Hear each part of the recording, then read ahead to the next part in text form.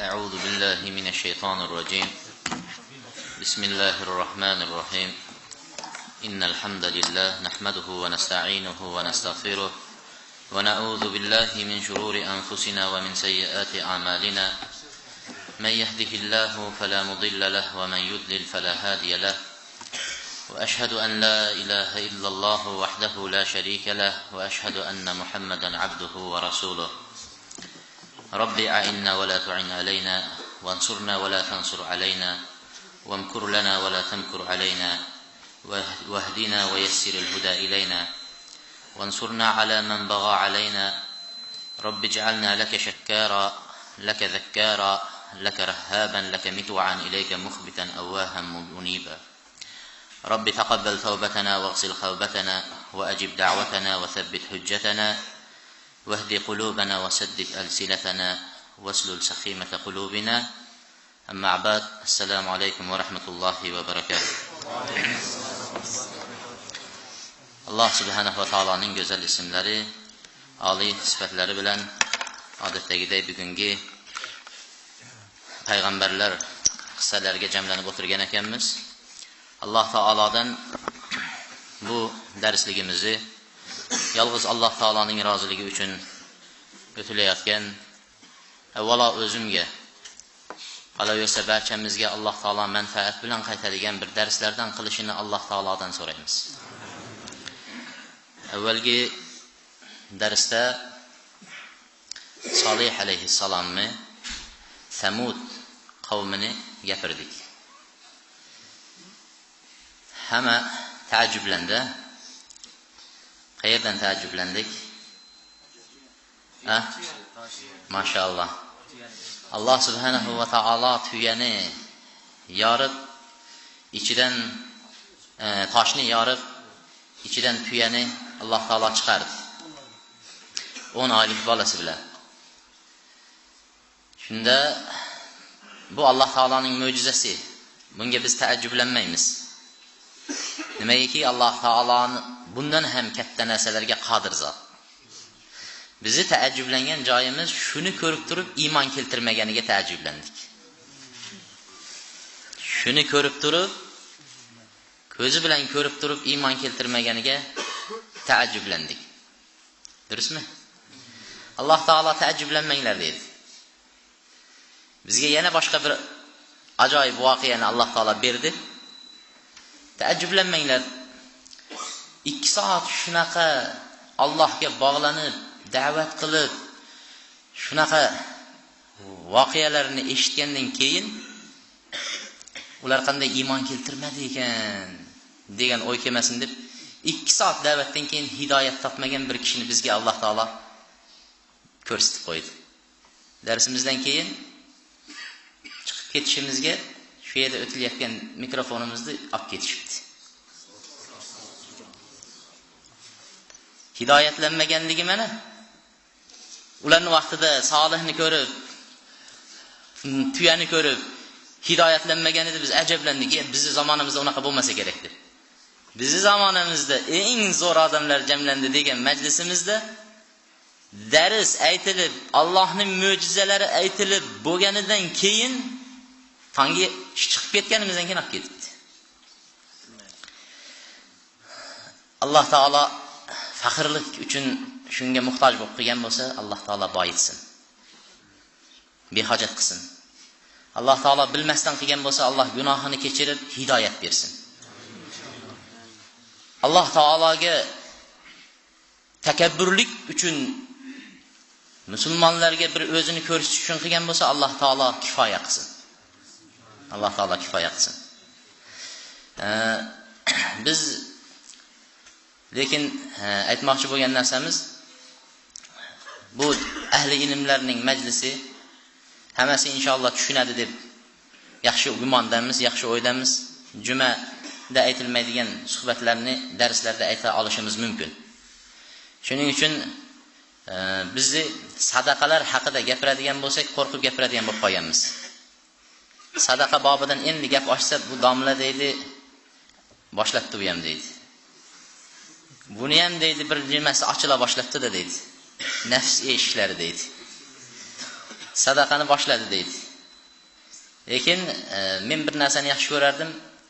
Ahl ilmlar, majlis ahllari biz jumada bu narsalarni talab qila olmaymiz. Jumada yalqi har xil xalq keladi. Lekin shu odamlar o'zlarining yaxshilik, xayriya fondlari bo'lishligini yaxshi ko'rardik. Shunday narsaga bir pullar jamg'arma qilib, amonatlar odamlarni qo'yib, ilm va dinning rivoji uchun shunaqa bir narsalarni ochib, shunga qiziqishini yaxshi ko'rardik.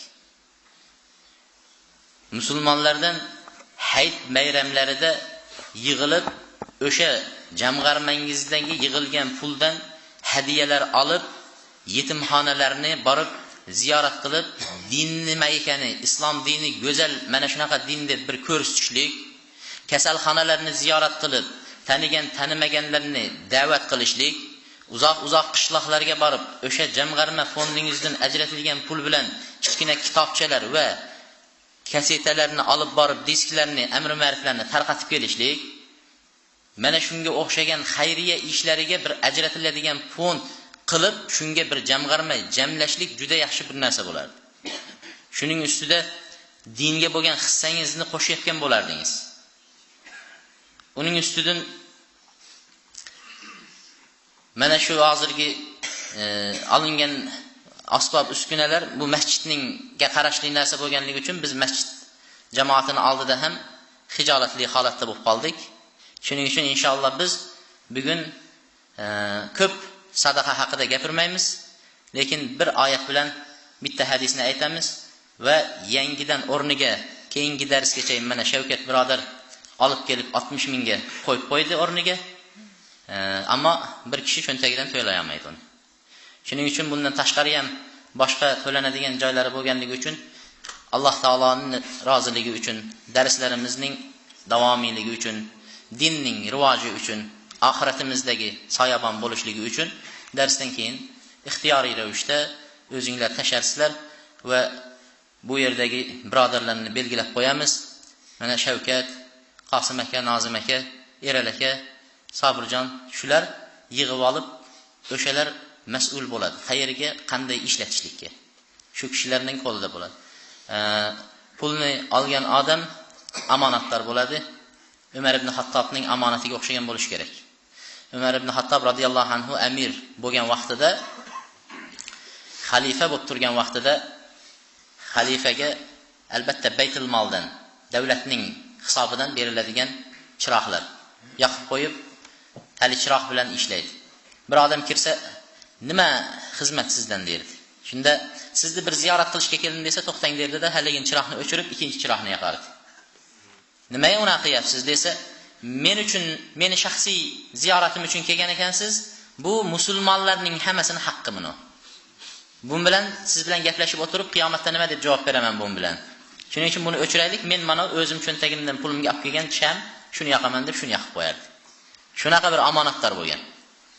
Shu bir sham 30 tangalik. Shuning uchun misol uchun 500 tanga, 1000 tanga degan narsa juda ham omonat bu narsalar. Keyin biz aytadigan oyat Alloh subhanahu va taolo Qur'oni Karimda va ma taqaddimu li anfusikum min khayrin tajiduhu indalloh huwa khayran va azama ajra deydi. Nima narsa sizlar taqdim qilayotgan bo'lsanglar o'zingizlar uchun, birov uchun emas, o'zingizlar uchun, bu sizlar uchun tajiduhu indalloh, qaysi yaxshilikni qilgan bo'lsangiz taqdim o'zingiz uchun Allohning huzurida topasiz, aniq. Buni o'z holatida topmaysiz. Undan ham yaxshi holatda topasiz bergan narsangiz. Va azama ajra, savobini undan ham oliy holatda topasiz. Ortiqcha holatda. Siz berayotgan ihsoningiz birovni qo'liga tushishdan avval Alloh taoloning qo'liga tushar ekan.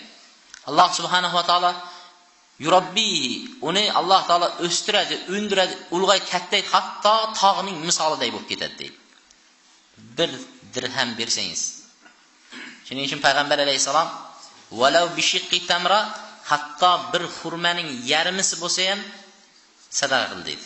Bir xurmaning yarmisi, uni ossinmang. Birov cho'ntagidan 50 tanga chiqarishga uyaladi. Yo'q, xurmaning yarmisi bo'lsa ham Shu bilan do'zaxdan saqlaninglar dedi. Do'zaxdan saqlaninglar. Yana boshqa bir endi bu oyat hadisga ko'chadigan bo'lsak Yazid ibn Abi Habib aytadi.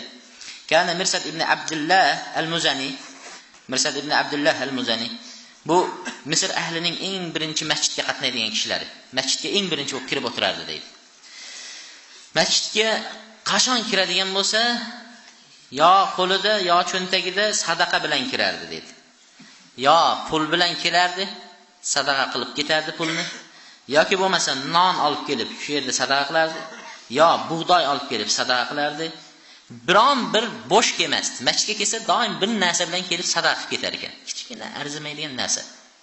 Shunda bir kuni qarasam basol deydi. Piyoz arqalab ketyapti deydi. Piyoz sadaqa qilishga ketyapti. Hali keldida aytdi, taqsir. Mirsadga aytayapti.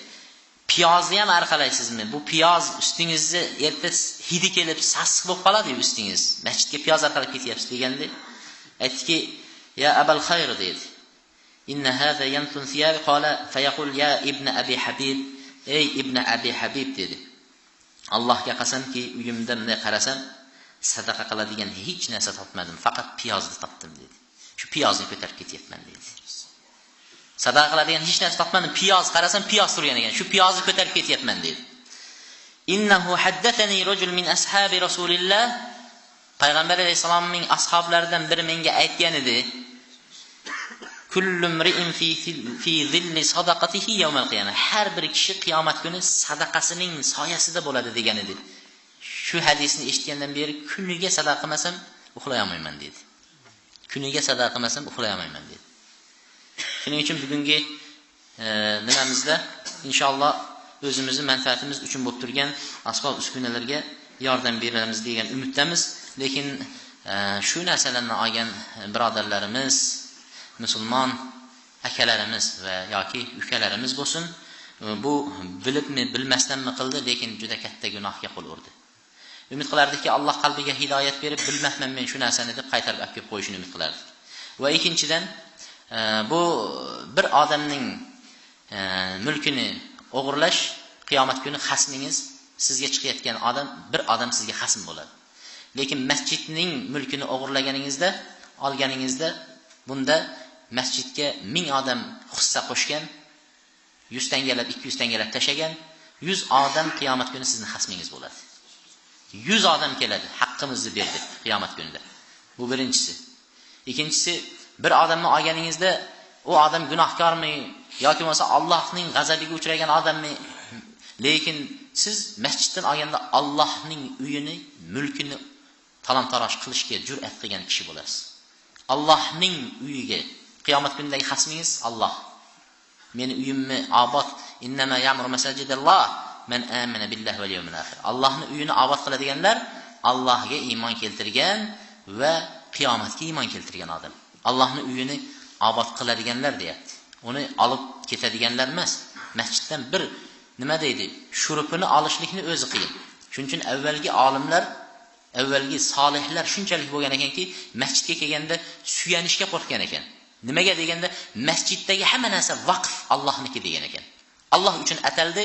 Undagi suyansam, uning kraskasi yoki ahoyi meni ustimga tegib, shu bilan chiqib ketib qiyomatda nima deb javob beraman degan ekan. Taqvoni qarang qanchalik darajada.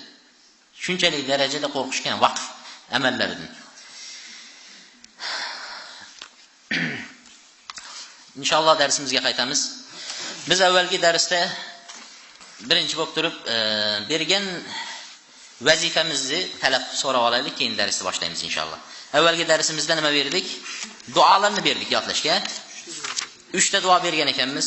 Bu yerda mana Alloh rozi bo'lsin, birodarlar harakat qilishib duolarni yozishdi, lekin duolarning ichida ba'zi bir xatolar bor ekan, men bu yerdagisini to'g'rilab qo'ydim. Narigi taraflardagi to'g'rilanmagan bo'lsa kerak, mana shu joydagini to'g'rilanganicha yozib olasizlar. Va bugungi yodlanadigan duoni ham shu yerga yozib qo'ydik. Xo'p, avvalgi darsimizda duolarni xohlagan kishiga berganmiz. Bu darsda xohlagan kishi emas, biz xohlagan kishi aytadi duoni. Qalamni o'tkazing. Kimga qalam kelib to'xtasa, shu odam duoni aytadi. Xohlagan 3 duodan birini. To'xta deymiz, to'xtagan joyda aytadi. O'tkazavering, tez-tez o'tkazsangiz qutulasiz. To'xtang. Qalam kimda? Duoni ayting. 3 ta duoni birini.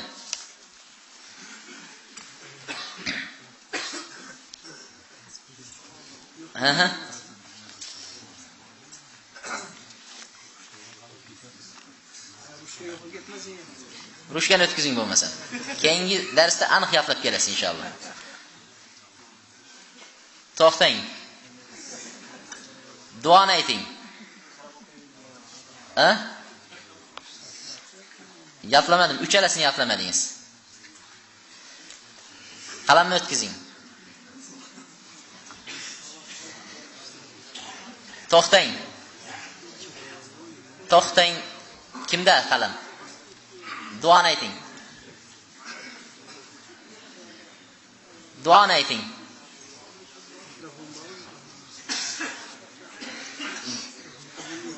Duo 3 duoni birini.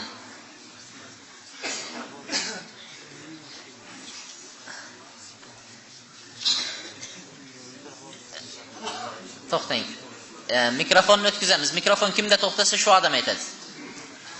O'tkazing. To'xtang. To'xtang. Duoni ayting.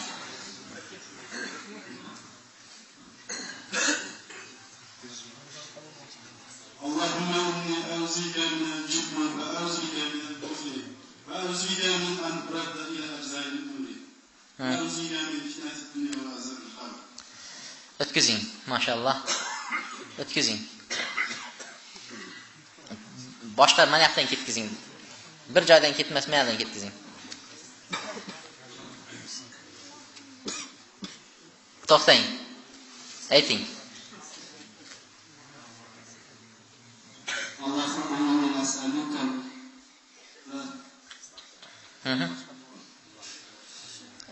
Aytavering qaysin?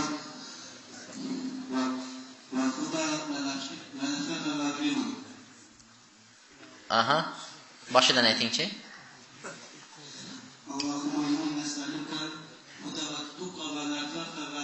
Jazakumulloh xayr. Ha. O'tkazing.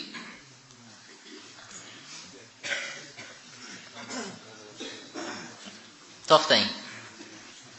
Aytingchi.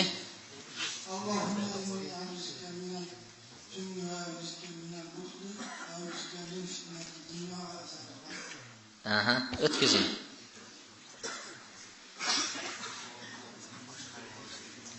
To'xtang. Aytingchi.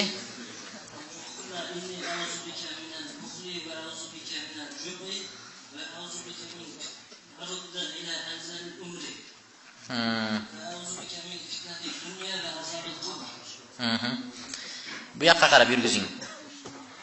Oldiga.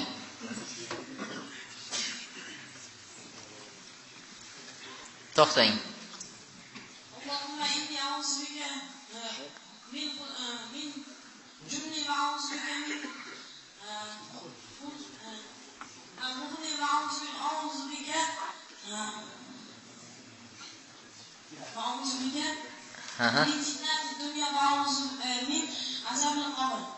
O'tkazing.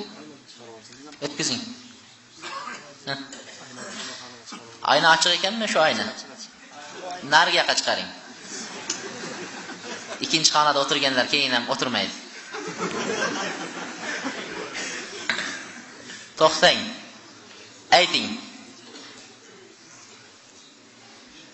Ayting.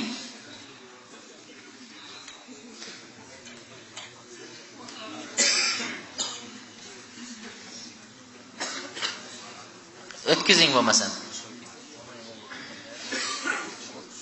O'tkazing. To'xtang. To'xtang. Aytingchi.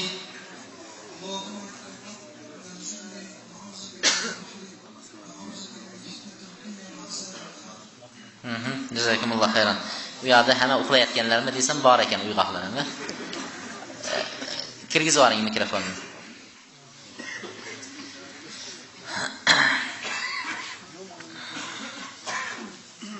Mikrofonni o'tkazib olinglar.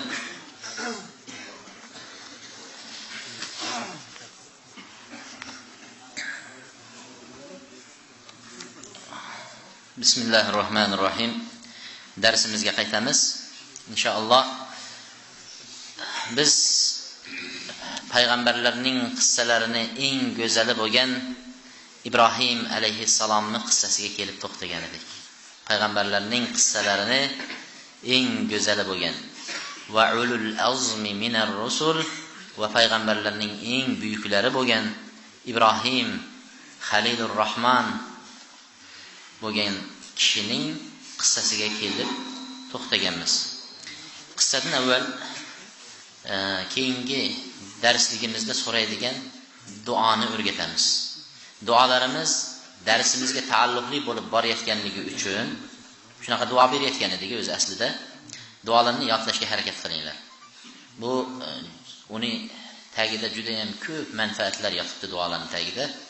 Shuning uchun duolarni yodlashga harakat qilinglar va bu duoni yozib qo'ydik. Yozib chiqib ketinglar darsdan keyin va uyga borganda yodlashga harakat qilasizlar. Birinchi Ibrohim alayhissalomning qilgan duolarini tanlab shuni ko'chirib kelganmiz.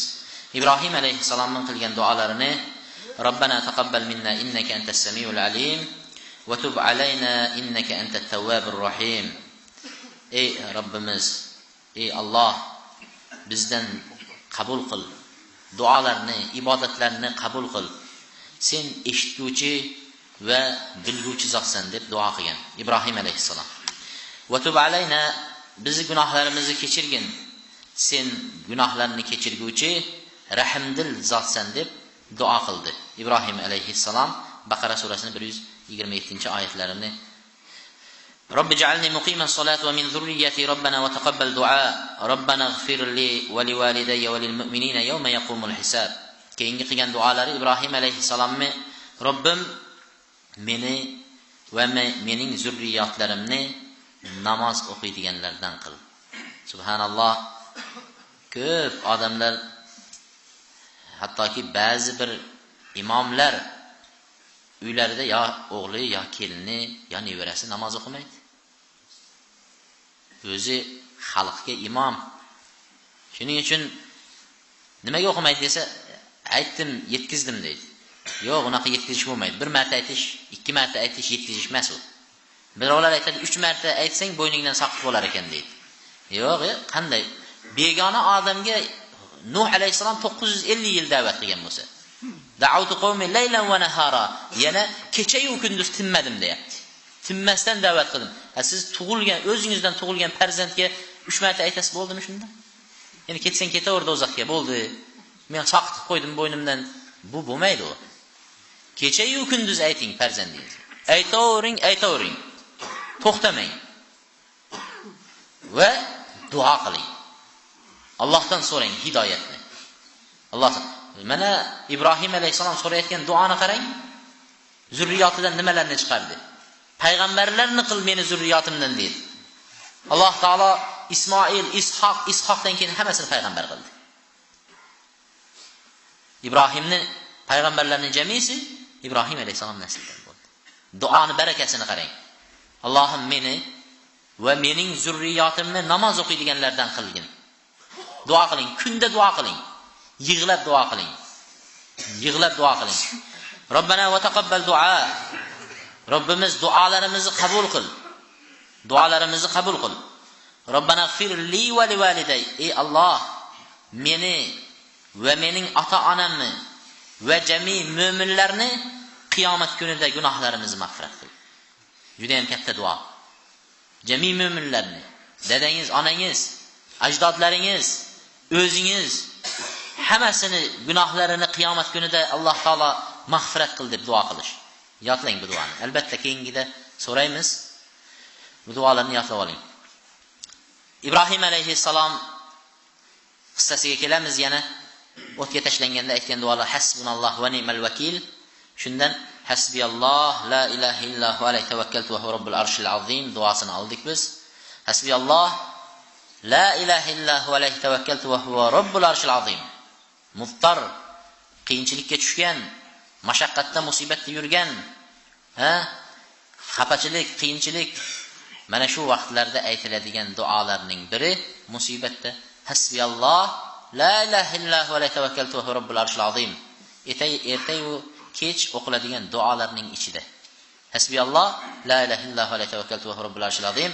Alloh menga kifoya. Yolg'iz Alloh menga kifoya. Bo'ldi, boshqaga suyanmaysiz, boshqadan umid qilmaysiz. Qiyin bir holatda turibsiz. Hech kim yordam bera olmaydigan holatda. Birinchi aytadigan so'zingiz shu: hasbiyalloh. Birinchi aytadi. Telefonni ko'tarib tanishlarni izlamaysiz. U yoqqa bu yoqqa yugurmaysiz. Sandiqda turgan pulingizga yugurmaysiz. Birinchi bo'lib turib kimga suyanasiz? Hasbiyalloh. Alloh menga kifoya deysiz. Birinchi bo'lib turib. Pul bilan yechib yuboraman demaysiz. Hasbiyalloh, Alloh menga kifoya va men unga tavakkal qildim. Haqiqatan aytayotgan so'zingizni isbotlashingiz kerak. Birinchi unga yugurib, palonchaga telefon qilib, orqasidan pul olib borib, oxiri ish bitmaganiki, endi Allohga tavakkal qildim demaysiz-da. Ish bitmaganiki keyin borib Allohga suyanmaysiz-da. Birinchi bo'lib turib hammadan avval hali gapni aytasiz va tavakkul qilgan, suyanganingizni ko'rsatasiz Alloh taologa.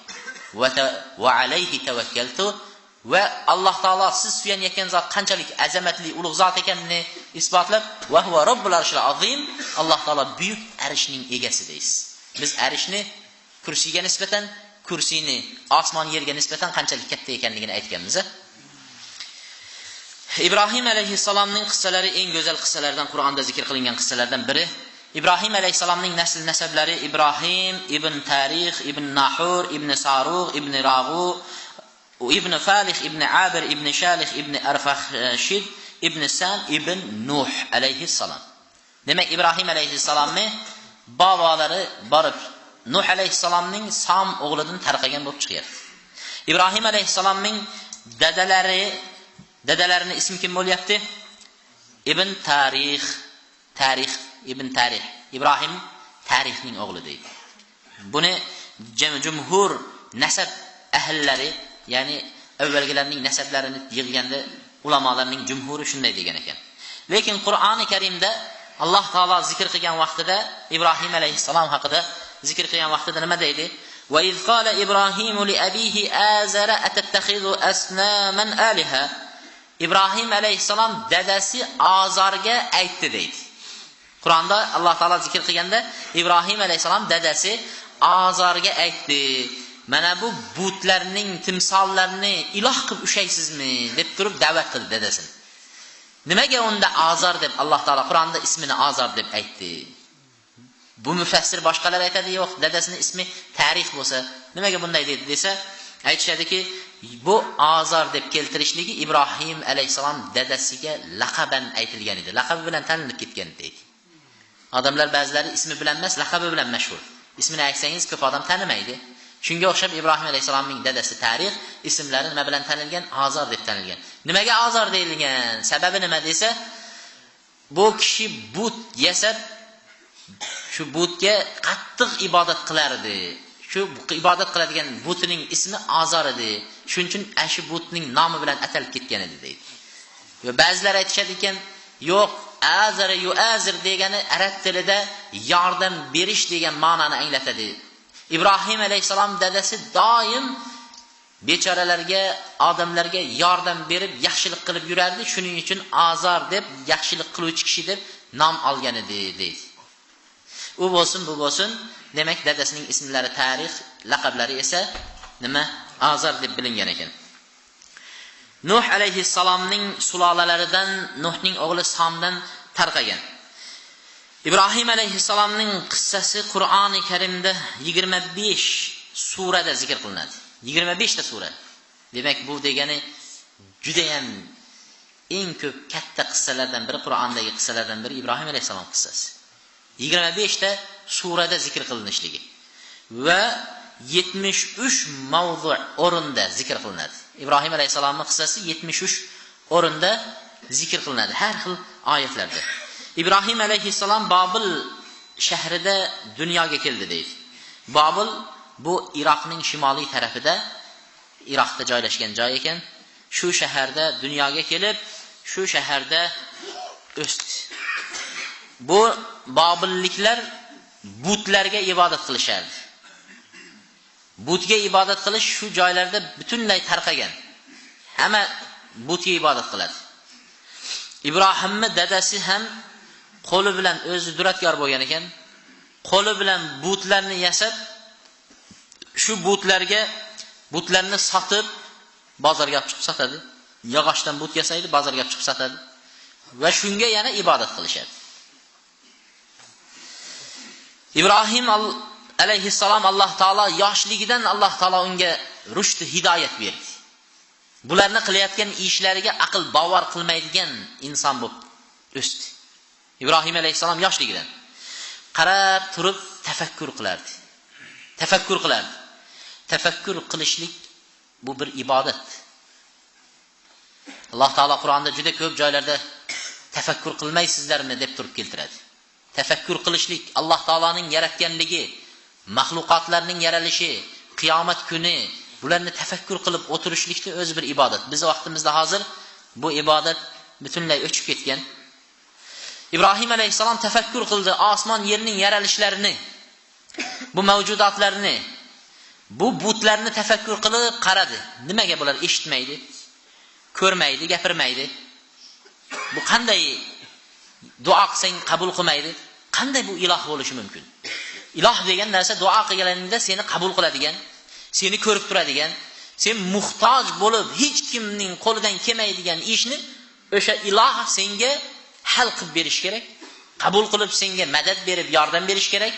Shunaqa narsa iloh bo'lish kerak. Va bular bu narsaga qodir emas deb tafakkur bilan Alloh taoloni tanidi.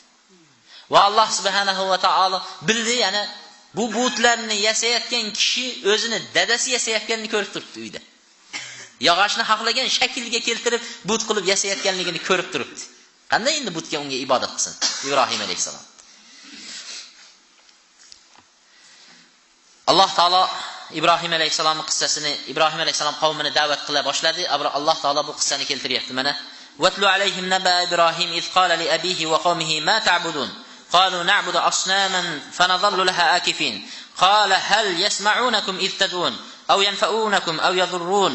Qalu bal wajadna aba'ana kadhalika yaf'alun. Ibrohim alayhissalomning xabarini o'qib bering deydi Alloh taolo. Aytib bering xabarini. U Ibrohim alayhissalom dadasiga va qavmiga nimaga ibodat qilyapsizlar dedi. Nima narsaga ibodat? Ko'rib turibdi ibodat qilayotgan narsasini. Lekin o'zlaridan eshitmoqchida. Nimaga ibodat qilyapsizlar deganida biz butlarga ibodat qilyapmiz va unga sig'inishda davom etamiz deydi qavm. Butlarga.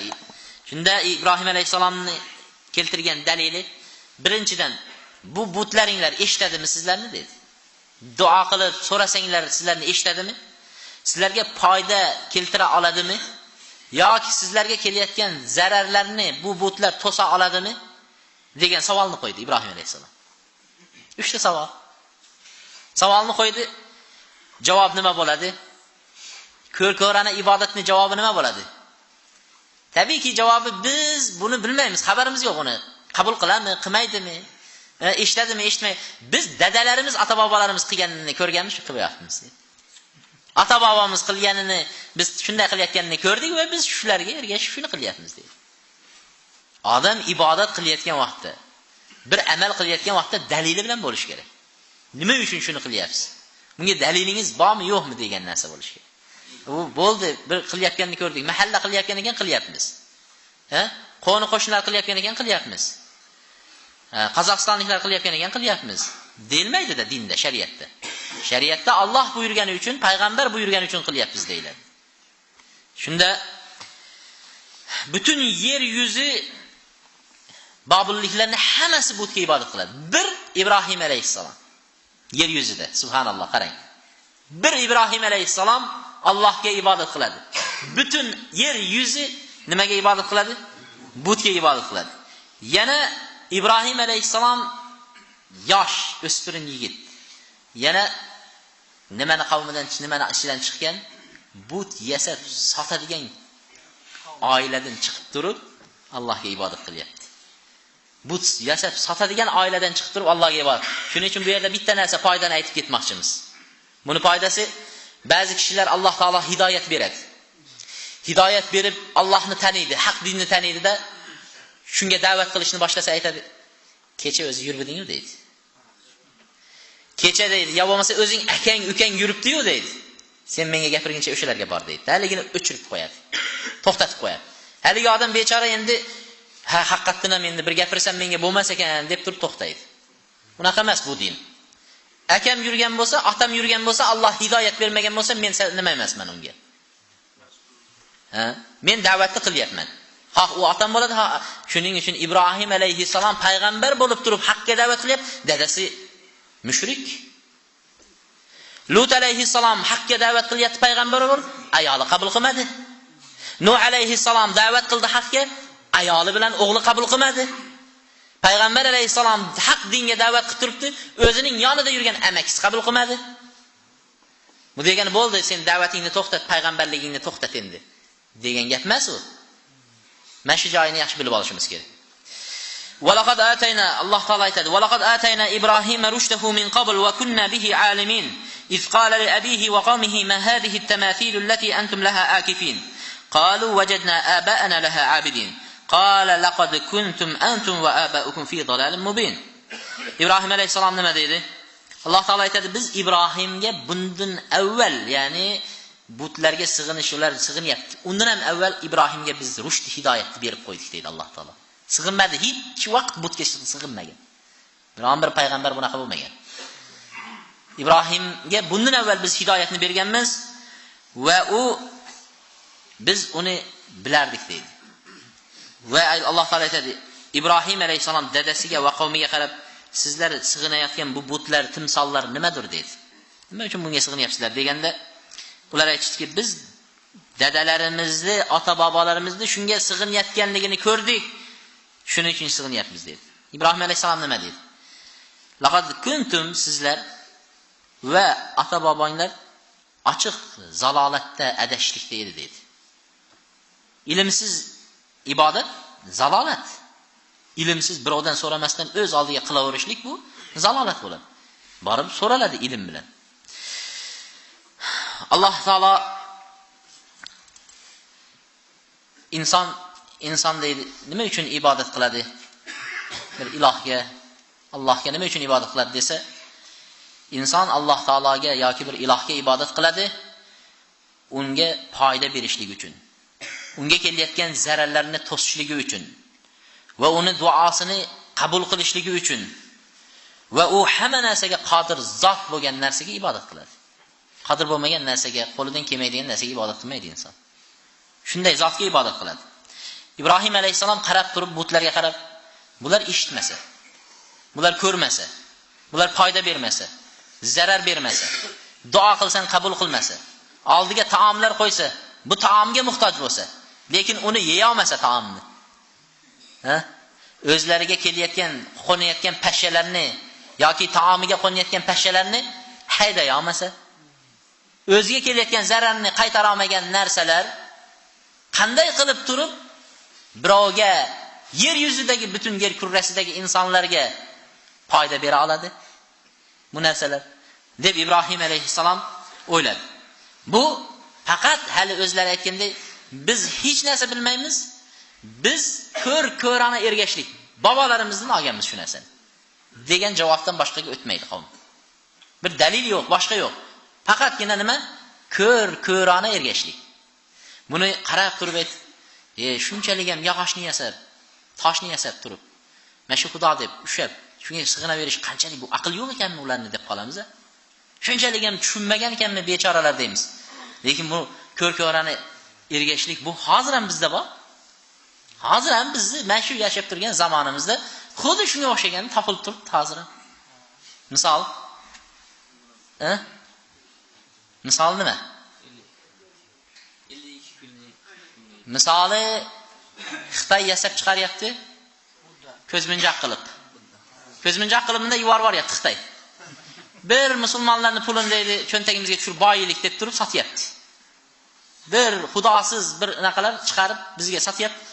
Biz musulmonlar ularni sotib olib, ko'zdan balodan saqlaydi deb bollarimizni qo'llariga osib qo'yapmiz.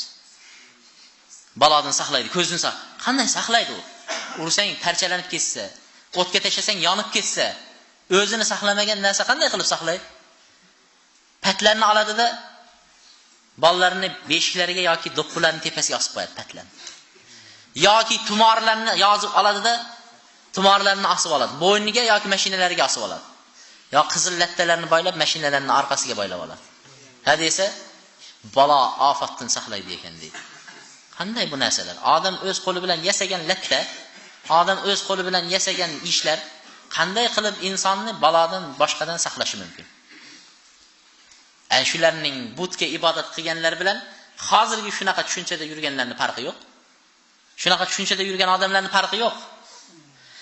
Mana Imron ibn Husayn radhiyallohu anhu aytayapti. Payg'ambar sallallohu alayhi va sallam bir kuni bir kishining qo'lida sariq bir halqa qo'liga bog'lab olganini ko'rdi. Sariq ip. Shunda haligiga ya Rasul payg'ambar alayhisalom aytdiki, "Ey kishi" dedi. "Ey kishi, bu halqa nima qo'lingdagi bog'lab olganing nima?" degan edi.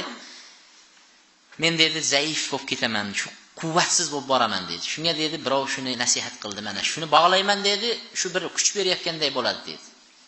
Payg'ambar alayhisalom aytdiki, "Yo'q. Odamda o'zida shunaqa bir qabul qiladigan narsa bo'ladi. O'ylaydiki, u kuch bermaydi, lekin shu kuch beryapti deb o'ylaganligi uchun haligi bir yaxshilanyapganday o'zini tasavvur qiladi. Shuning uchun haligiga ishonib qoladi odam. Bu Payg'ambar alayhisalom aytdi, bu dedi, senga kuch bermaydi. Bu sening zaifligingga, holsizligingga yana ham ziyoda qiladi dedi. Zaifligingni ko'paytiradi dedi. Buni darhol hozir yechib tashagin. Agar shu holatda o'ladigan bo'lsang, lam tuflih abada. Hech qachon najot topmaysan dedi. Shuna o'ladi, ya'ni bu shirk dedi Payg'ambar alayhisalom. Shu holda o'lsang hech qachon jannat harom bo'ladi senga deyapti. Bu narsalarni yaxshi tushunishimiz kerak. Darrov mashinadagilar yulib olish kerak. Uyda bolasini qo'lidagilar olib tashlash kerak. Uqba ibn Amir aytadi: "Man ta'allaqa tamimatan fala atammahu Allah, atamma Allahu la." Kim tumor taqadigan bo'lsa deb, shunga suyanib tumorga e'tiqod qilib saqlaydi deb, Alloh uni tamomiga yetkazmasin, saqlamasin dedi. Man ta'allaqa wada'a bu tumor. Bilasizlar, qog'ozga yozishib har xil narsa yoziladi tumorga. Birovlar jinlarning ismlarini yozadi tumorga. Birovlar Qur'on oyatlarini yozadi tumorga. Fotiha surasini yozib beradi. Birovlar hech narsa yozmaydi. U biznes uchun. Hali bozorda, shuning uchun o'tganda bir birodar bir kishi bilan ko'rishib qoldik, mashinasida tumor turgan ekan. Men aytdimki, "Ey birodar, bu tumor" dedim. "Ichida nima borni bilasizmi?" desam, "Bilmayman" dedi. "Siz ochib ko'ring" dedim. "Yo ichida Qur'on chiqadi. Qur'on chiqadigan bo'lsa, uni hukmini aytay. Ichidan jinlarning ismi chiqsa, nima uchun jinlarning ismini ko'tarib yurasiz" dedi. "Yoki hech narsa chiqmaydi ichidan" dedim. Hali qo'rqyapti ochishga. Shundan keyin sekin ochib berdik. Ochsak, bir kartonni korobkasini qirqib, uchburchak qilib tikib yuboribdi lattani, bo'ldi. O'zi ham necha yildan beri osib yurgan haligini, bechora. Ko'rib o'zi hayron. "Iya, shunday qildimi? Mana shunday ham aldab sotadimi tumorni" deyapti-da. Bu odamlarni ahmoq qilmaganda musulmonlarni kimni ahmoq qiladi?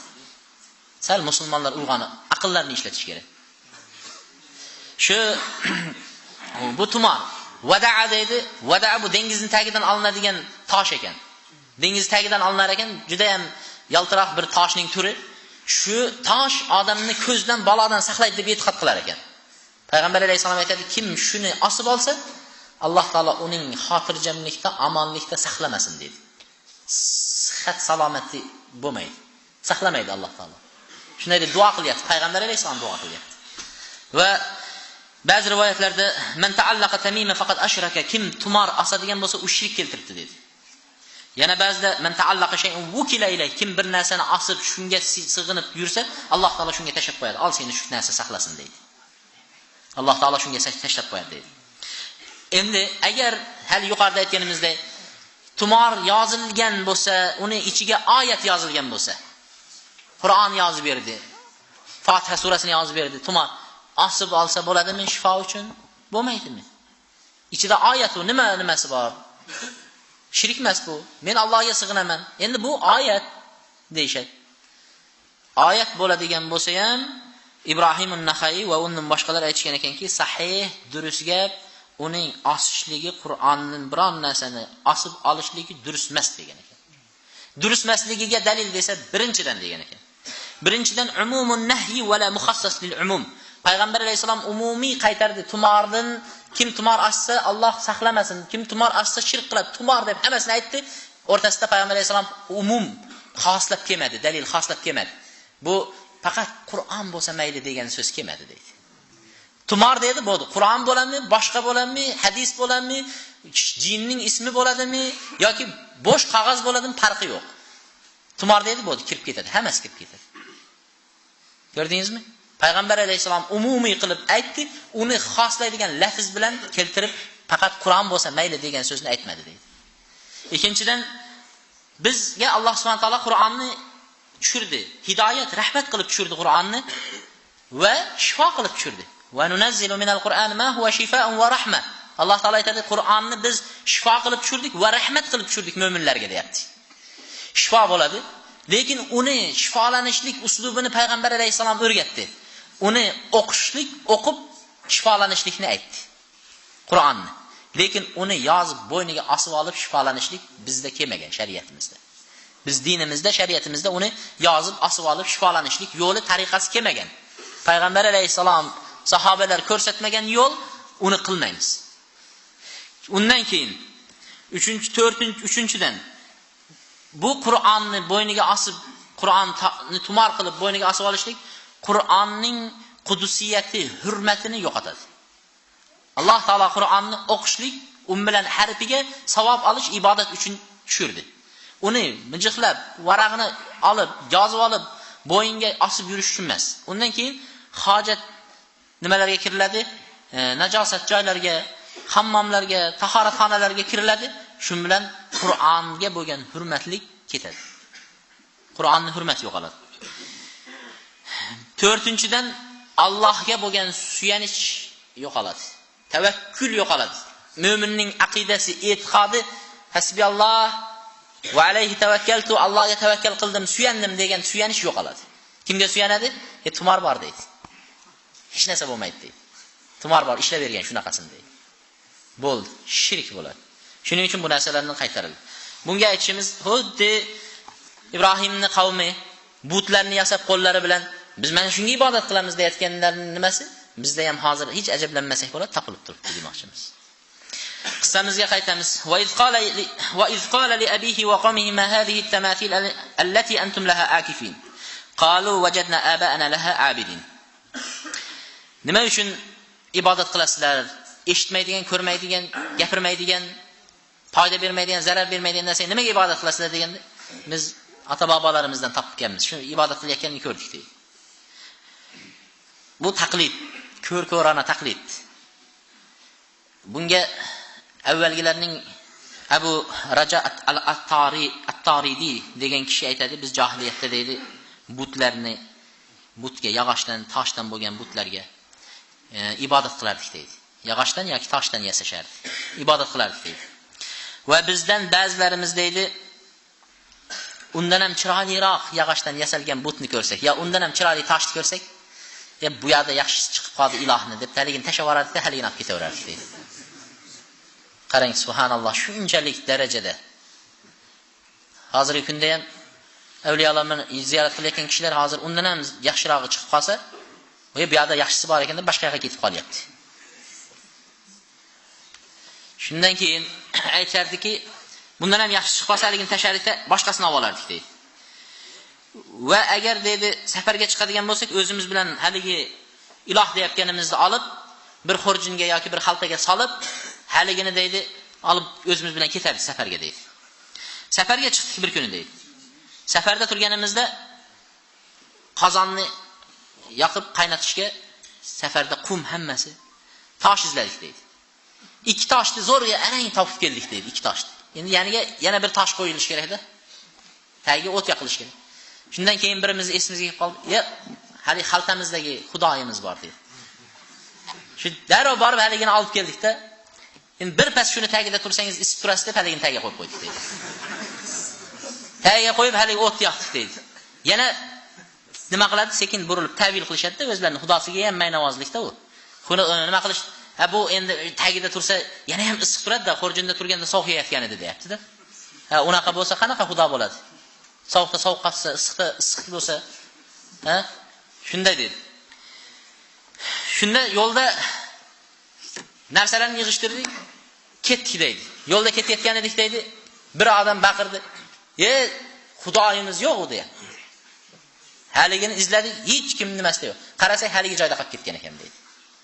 Bir odam chopar yubordik deydi, borib olib keldi. Keyin hammamiz haligiga sajda qildik, sig'indik deydi. Shunchalik darajadagi ahmoqona nimalarni keltirdi. Shuning uchun Umar ibn Hattob radhiyallohu anhu aytardiki, gohida bir narsa eslab kulardi, gohida bir narsani eslab yig'lardi Umar ibn Hattob radhiyallohu anhu. Nimaga kulasiz deganlarda Umar ibn Hattob radhiyallohu anhu jahiliyat davrini eslasam, bir narsani eslaganimda kulgim keladi dedi. Nimadir desa, jahiliyatda biz derdi, xurmolarni olardik-da, ikkita, uchtalik bir solingan sapoq xurmolar bo'lsa, bu xudo ekan deb shunga dedi talpinardik dedi. Ya'ni xudo deb haligilarni ushab olib olardik dedi. Haliginaqasini yig'ib. Safarlarga chiqib qolib dedi, qornimiz ochib qolsa, bundan boshqasini topib olamiz, xudoni buni yeb turaylik deb yeb qo'yardik dedi. Shuni eslaganimda men kulgim keladi. Shunchalik ham bo'lganmizmi deb jahiliyatni eslab kulgim keladi dedi. Va yig'lagingiz keladigan, yig'laydigan nima desa, jahiliyatda tiriklay qizlarni ko'mishlik odat bo'lib ketgan edi deydi. Qizlarni. Shunda shunaqa chiroyli qizim bor edi. Olib borib men ham ko'mganman shuni. Shuni eslasam yig'layman. Shuni ko'myapganimda turpoqlarni olib, go'r kavalab, haligini tiriklay ko'm. Shunda soqolimga teggan turpoqlarni soqolimdan tushirib turgan edi. 4 yoshar qiz. Soqolimdan tushirib turgan shunday tiriklay ko'mganman. Shuni eslasam yig'layman dedi. Jahiliyat shunchalik.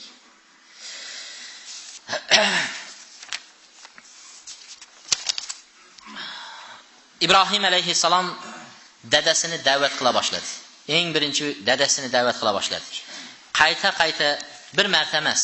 Bir marta aytdim bo'ldi yetadi. 3 marta aytdim mo'ynimdan saqit bo'ldi demadi. Dadasini qayta da'vat qilardi. Da'vatga qarang. Vazkur fil kitabi Ibrohim innahu kana siddiqan nabiyya. إذ قال لأبيه يا أبت لم تعبد ما لا يسمع ولا يبصر ولا يغني عنك شيء يا أبت إني قد جاءني من العلم ما لم يأتك فاتبعني أهدك صراطا سويا. Kitobda Ibrohim alayhisalomni eslang deydi. U Ibrohim alayhisalom siddiqlardan, nabiy payg'ambarlardan edi deyapti Alloh taolo. Siddiq va nabiy payg'ambarlardan edi. Dadasiga qarab aytayapti. Da'vat boshlayapti dadaga. Dadaga bo'lgan da'vat. Ey dadajon deydi. Ey otajon, nima uchun eshitmaydigan, ko'rmaydigan, sizdan biron narsani behojat qilib, ya'ni siz hojatingizni o'tab bermaydigan narsalarga ibodat qilasiz? Dalil bilan aytib beryapti hammasini.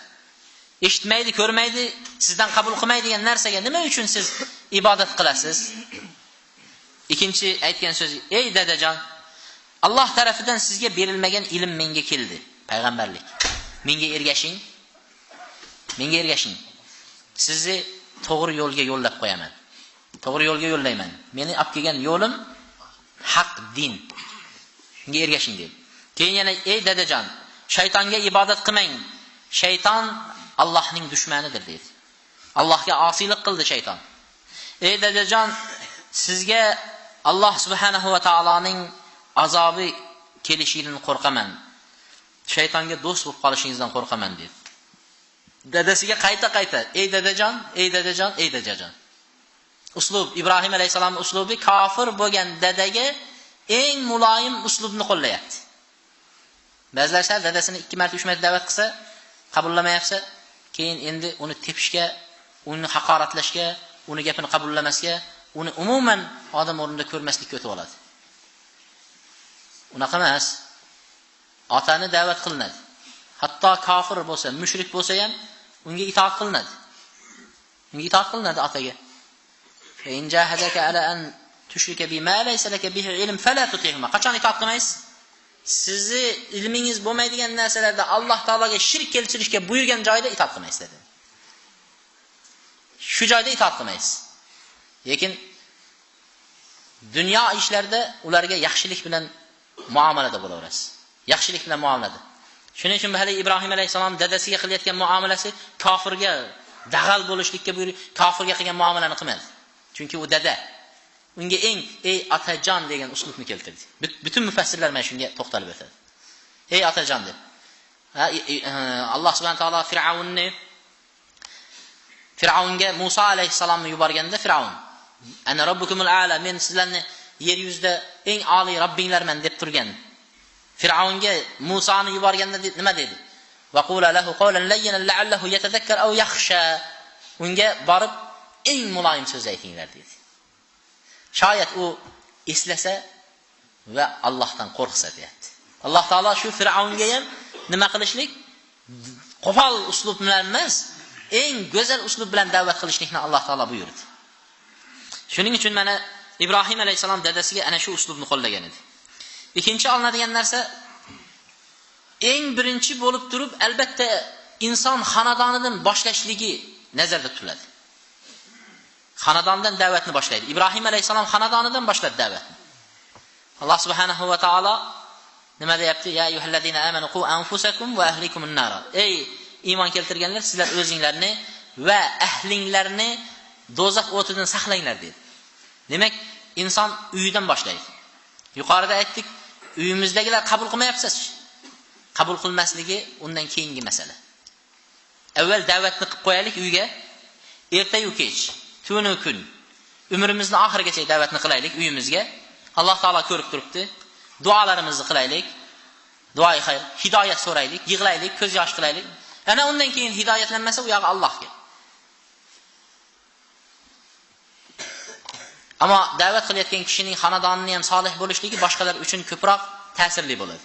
Shuning uchun la tanha an khuluqin wa tatiya mithluhu aarin alayka idza fa'alta azim deyishgan. Bir xuluqni qaytarmagin, o'zing uni qilib turgan bo'lsang. Birovni qaytarsang o'zing namoz o'qimay, birovni qaytarsang o'zingning xonadoningda namoz o'qimayapti. Birovni qaytaryapsan bir yomon munkar ishdan, o'zingning xonadoningda shu bo'lib turibdi. Unday qiladigan bo'lsang, sen uchun katta or nomus bo'ladi. Erta odamlar gapiradi. Qala abuhu ba'da hadhihi da'wa. Shuncha da'vatdan keyin dada nima dedi endi? Ibrohim alayhisalom da'vat qildi. Shaytonga bo'ysunmang, shayton osiy bo'lgan, menga itoat qiling, menga payg'ambarlik keldi, Alloh ilm berdi. Dadajon deb aytdi. Shundan keyin Ibrohim alayhisalomga dadasi aytdiki, "Arag'ibun an alihati ya Ibrohim." Ey Ibrohim dedi. Sen bizni ibodat qilayotgan xudolarimizdan bosh tortyapsanmi dedi. Dadan aytayotgan so'z. Bizlar ibodat qilayotgan ilohlarimizdan sen bosh tortyapsanmi? La in lam tantahi la arjumannak wahjurni maliya. Agar endi tiyilmasang, sen toshbo'ron qilib o'ldiraman deyapti. Endi shunchalik darajaga keldi. Ibrohim alayhisalom bir marta aytmadi, ikki marta aytmadi. Agar tiyilmasang deydigan darajada aytdi-da. Shunchalik ko'p aytdi Ibrohim alayhisalom. Shuning uchun dadasi endi tiyilmaydigan bo'lsang, endi seni toshbo'ron qilaman. Meni uzoq zamon yuzimga ko'rinma dedi. Ko'rma menga dedi. Dada quyatdi payg'ambar o'g'ilni. Ibrohim alayhisalomni. Shunda Ibrohim alayhisalom salamun alayk sa'astaghfiru laka robbi innahu kana bi khafiya. Senga salomatlik bo'lsin dedi. Dadaga qilgan duoyi xayri, salomat bo'ling, sog' bo'ling. Ibrohim alayhisalom dadasiga aytibdi, sog' bo'ling, salomat. Men sizga Alloh taologa istig'for aytib so'rayman. Alloh taolo mehribon, latif zotdir dedi. Bu duoni aytdi Ibrohim alayhisalom, Allohdan duo qilaman dedi. Allohga istig'for aytib dadamning gunohini kechirgin deb so'radi. Nima uchun mushrikka istig'for aytilmaydi? Mushrik kofir odamga istig'for aytilmaydi. Nima uchun Ibrohim alayhisalom aytdi desa, Ibrohim alayhisalom shuncha da'vatlarda inshaalloh bu hidoyatlanib ketadi dadam degan maqsadda aytgan edi. Keyin dadasi hidoyatlanmasdan, butlarning ibodatini tashlamagandan keyin Ibrohim alayhisalom istig'fordan tiyildi, to'xtadi. Shuning uchun Alloh taolo aytadiki, undan poklandi, istig'for aytishdan to'xtadi, tiyildi. Alloh taolo va ma kana istig'for Ibrohim li abihi illa ana maw'idatin wa'adaha iyyah falamma tabayyana lahu annahu aduwwun lillah tabarra min inna Ibrohim la awwahun halim dedi. Ibrohim alayhisalomning istig'fori dadasiga aytgan istig'for. Dadasiga va'da berib qo'ygan edi, men sizga istig'for aytaman deb. Shundan istig'forni aytgan edi dedi. U dadasining Allohning dushmani ekanligini bilganidan keyin undan poklandi dedi. Buni aytmayman. To'xtatdi. Ibrohim alayhisalom ko'p tavba qiluvchi halim zotdir deb Alloh taolo keltiradi. Shu vaqtda shuncha da'vatlarni qilyapti, qavmiga, dadasiga da'vat qilayotgan vaqtda Ibrohim alayhisalomning yoshini qancha deydi? İbrahim Aleyhisselam'ın yaşı 16 yaşdaydı. İbrahim Aleyhisselam'ın yaşı 16 yaşdaydı. Shuning uchun hozirgi kundagi 16 yoshar bolalarni nima qilib yuribdi? 16 yoshar. Biz ularni hali ham bola deymiz. 16 yoshar bo'lsa bola deymiz. Uni hali aqli yo'q deb qo'yamiz. Sho'xlik qilibdi, yoshlik qilibdi deymiz. 16 yoshida payg'ambar bo'lib yer yuzini boshqarmoqchi bo'lyapti. 16 yoshida payg'ambar bo'lib. Shunchalik katta risolatni mo'yniga olib turibdi 16 yoshar Ibrohim alayhissalom. Subhanalloh. Undan keyin 16 yoshar bola gapirsa, sen nimani bilasan deymiz biz. Bizning bobolarimiz, ota bobolarimiz nima qilgan? Shu burundan o'zi shunday kelgan ekanda. Burundan yoshlarni darrov vahobiyga chiqarishlik, darrov teris aqim, boshqa deyishlik burundan kelgan ekanda. Qarilar turganda nima gapiradi bu deb. Ibrohim alayhisalom 16 yoshar bo'lgan ekan. Shunda shuncha katta yoshdagi odamlarga dinni yetkazib kelyapti. İbrahim Aleyhisselam endi qarasa dadasi ham qabullamadi, qavmi ham qabullamayapti. Endi ularga biror narsani dalil qilib tushuntirish kerak. O'tirib o'ylandi. Qanday qilib endi bularga tushuntirsam ekan? Qaysi uslub bilan nima qilib tushuntirsam bular tushunar ekan? Birontamiz o'tirib shu dinni qanday qilib tarqatsam ekan deb o'ylanganmizmi? Dinni qanday qilib men mayli yurtni boshqani qo'yavering, uyimdagi xonadonimga shu dinni qanday tushuntirsam ekan deb turib uyda o'tirib bir kun o'tirib o'ylandingmi? Juda ham kam odam. O'ylanish kerak. O'ylanish kerak. Din g'amida yurgan odamlar, Allohni tanigan kishilar o'tiring uyingizda, o'ylaning. Qanday qilib uyingizdagiga yetkazasiz? Qanday qilib qo'shningizga dinni yetkazasiz? Qanday qilib nariroqdagi odamga din? Qanday qilib benamozlarni chaqirasiz? Qanday qilib boshqa dindagilarni chaqirasiz, tushuntirasiz? Bu o'ylan. Ibrohim alayhisalom o'tirib o'ylandi. Keyin aytdiki, buni eng asl shu butga ibodat qilyapti-ya. Shu butlarni sindirib, parchalab yo'q qilsam, bular endi ibodatga to'xtaydi. Yo bo'lmasa shu uslub bilan men ularga tushuntiraman dedi. Shu uslub bilan tushuntiraman. Mana İbrahim alayhisalom va tallahi la akidanna asnamakum ba'da an tuwallu mudbirin dedi. İbrahim alayhisalom aytdiki, Allohga qasamki sizlarni ibodat qilayotgan butinglarni sindiraman, sizlar burilib ketganinglardan keyin dedi. Sindirishligini ochiq aytdi, yashirib aytmadi. Ba'zilar aytadi İbrahim alayhisalom ichida o'ylabdi, shuni sindirishlikni shunday deb ochiq eshittirib aytdi. Men shularni sindiraman deb. Fursat kun kutyapti, qaysi kuni sindirishlik. Shunda butlarning atrofida har kuni odamlar erta-yu kech sig'inishadi. Butlar qo'yib qo'ygan bir xonaga kelishib sig'inadi haliginga. Taomlar qo'yishadi, taomlarni aylantirib turishadi. Sadana deydi. Shu yerda taomlardan foydalanadigan, kelgan taomlarni yeb foydalanadigan, pulini yeb o'tiradiganlar bo'ladi. O'zi shunaqalar ko'proq shuni rivojlantiradi. Shuning uchun avliyolarga borsangiz ham shu yerda birovlar Qur'on o'qib o'tiradigan shunaqa sadanalari bo'ladi. Ular ashiyatni sadana emas, ular nimasi? Bedanalarida ular. Shu yetni pulini olib, shu yet bilan ana qilib turadiganlarida u.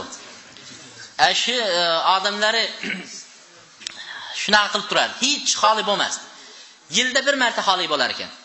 Yilda bir marta xoli bo'lar ekan, o'sha ularning o'zining bayrami bo'lar ekan. Hamma bayramda shaharning tashqariga chiqib, azondan kechgacha bayram qilishar ekan. Azondan kechgacha bayram qilar ekan. Shu vaqtda butlar xoli bo'lib qolar ekan, hech kim bo'lmas ekan. Lekin chiqib ketayotgan vaqtda butlarimiz ham xafa bo'lmasin, biz o'zimiz o'ynab kulib, bular xafa bo'lib qolmasin deb oldilariga hamma ovqatlarni qilib qo'yib ketar ekan. Bizdan haytda bo'g'irsoq qilib ketadi-ku. Shunga o'xshab haliga hamma narsalarni qilib oldilariga qo'yib, keyin chiqib ketar ekanda, kechgacha o'ynab bo'lgandan keyin kech payt kelishar ekanda, endi butlarimiz bunga bir nazar tushdi, hech bo'lmasa yemasa ham nazar qildi bunlar, endi tabarruk bo'ldi deb yeyishar ekan. Tabarruk bo'ldi, butlarimiz nazar tushgan deb yeyishar ekan. Mana shu kun keldi. Chiqadigan kun. İbrahim alayhissalom hamma qavm chiqib ketyapti. İbrahim alayhissalom dadasi İbrahimga qarab aytdiki, "Ey İbrahim, yurmaysan?" Biladi, İbrahim alayhissalom chiqmagan shu vaqtgacha. Lekin dadasi ba'zi rivoyatlarda aytadiki, dadasi, "Yur biz bilan ey İbrahim. Chiqib ko'rgin. Agar mabodo senga ham bizni nimalarimiz yoqib qolar" deydi. Sen ham aytyapsan-ku o'zingnikini. Biz bilan ham chiqib ko'rsang bizniki ham yoqib qolar deydi İbrahim alayhissalom. Chiqib ko'rgin deydi.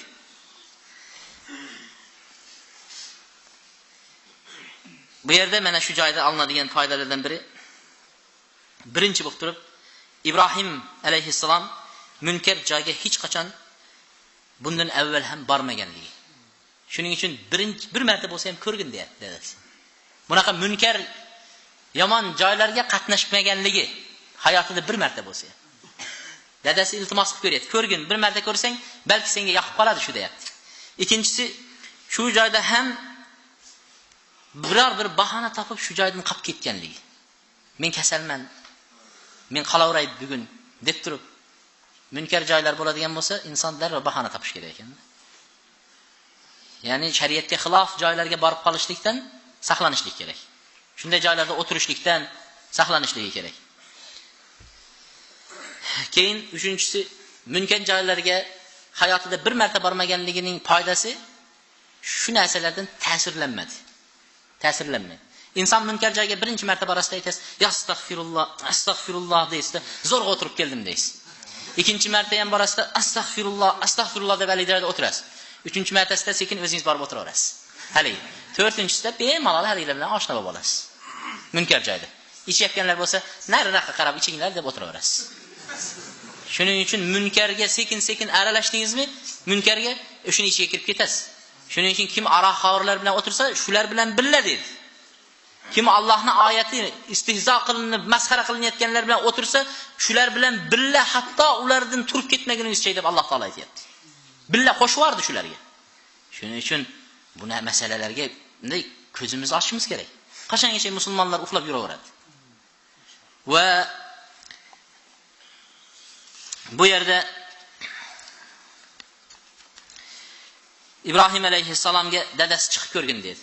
Ibrohim alayhissalom aytdiki, dada endi taklif qilyapgan. Fanazara nadratan fin nujum. Shunday tepaga qaradi, yulduzga. Shunday yulduzga qaradi, inni saqim, men kasalman dedi. Men kasalman dedi. Nima uchun yulduzga qaradi? Dadasiga qarab turib men kasalman desa bo'lmasmidi? Nima uchun yulduzga qaradi?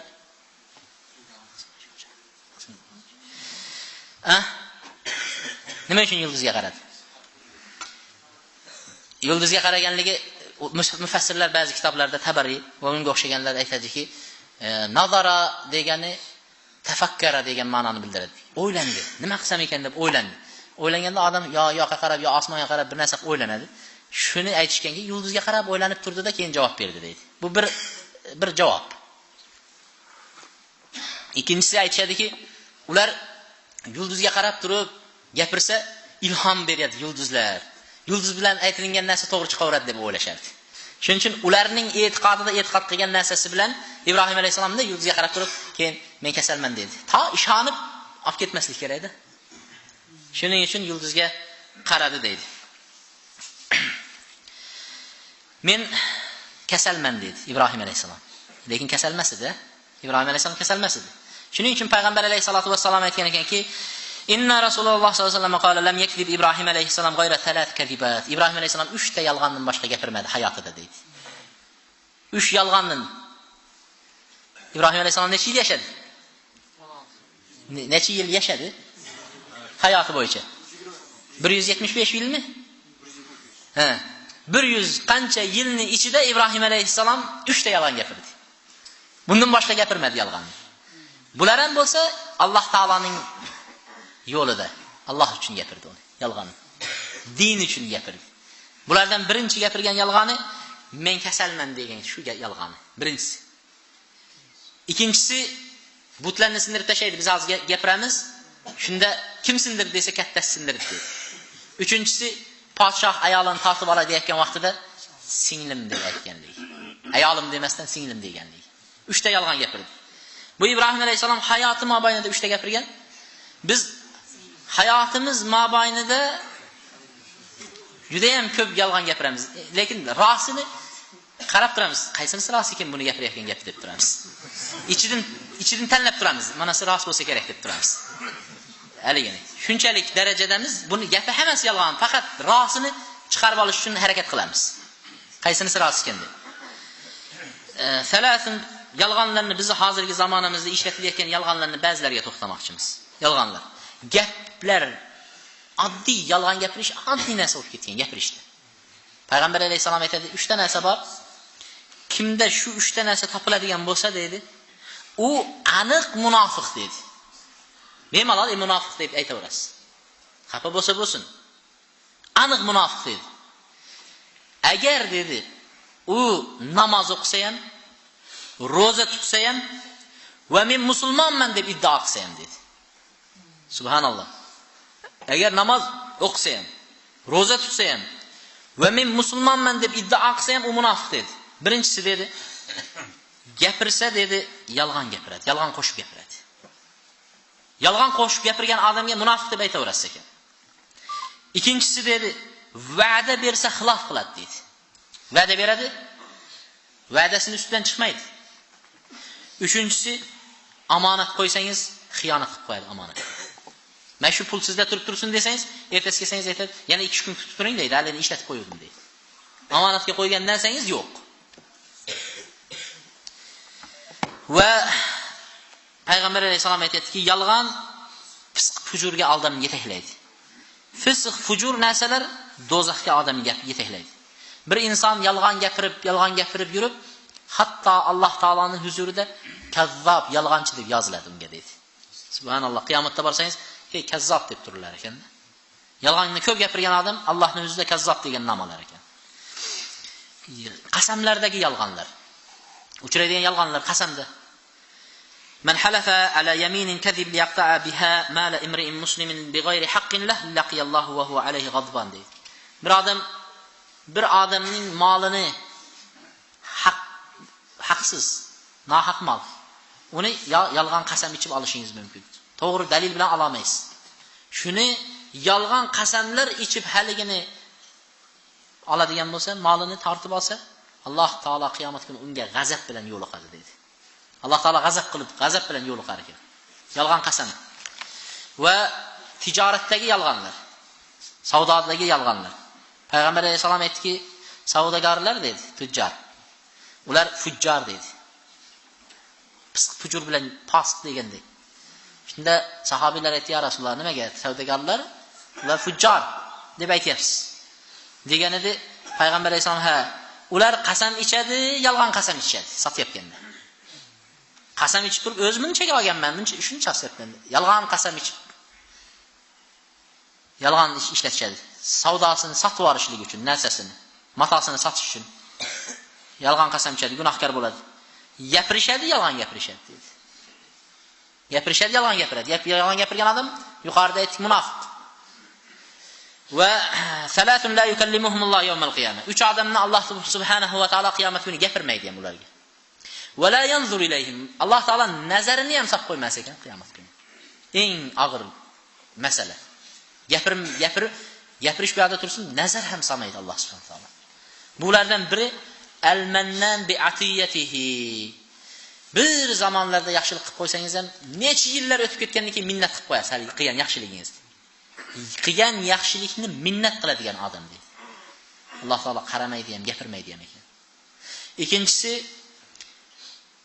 o'zining silasini, molini, narsasini yolg'on qasam bilan sotib oladigan odam deydi. Yolg'on qasamlar bilan sotib, hamallab shundan qutulsa, bu odamga qaramaydi ham Alloh subhanahu va taolo. Bilmayman deyish kerak, bilmaydigan narsasi. Aybi bo'lsa, aybini aytib turib sotish kerak. Va uchinchisi al-musbil izarahu, kiyimini yergacha sudrab yuradigan, to'pug'idan pastga tushirib, takabburlik qilib sudrab yuradigan odam dedi.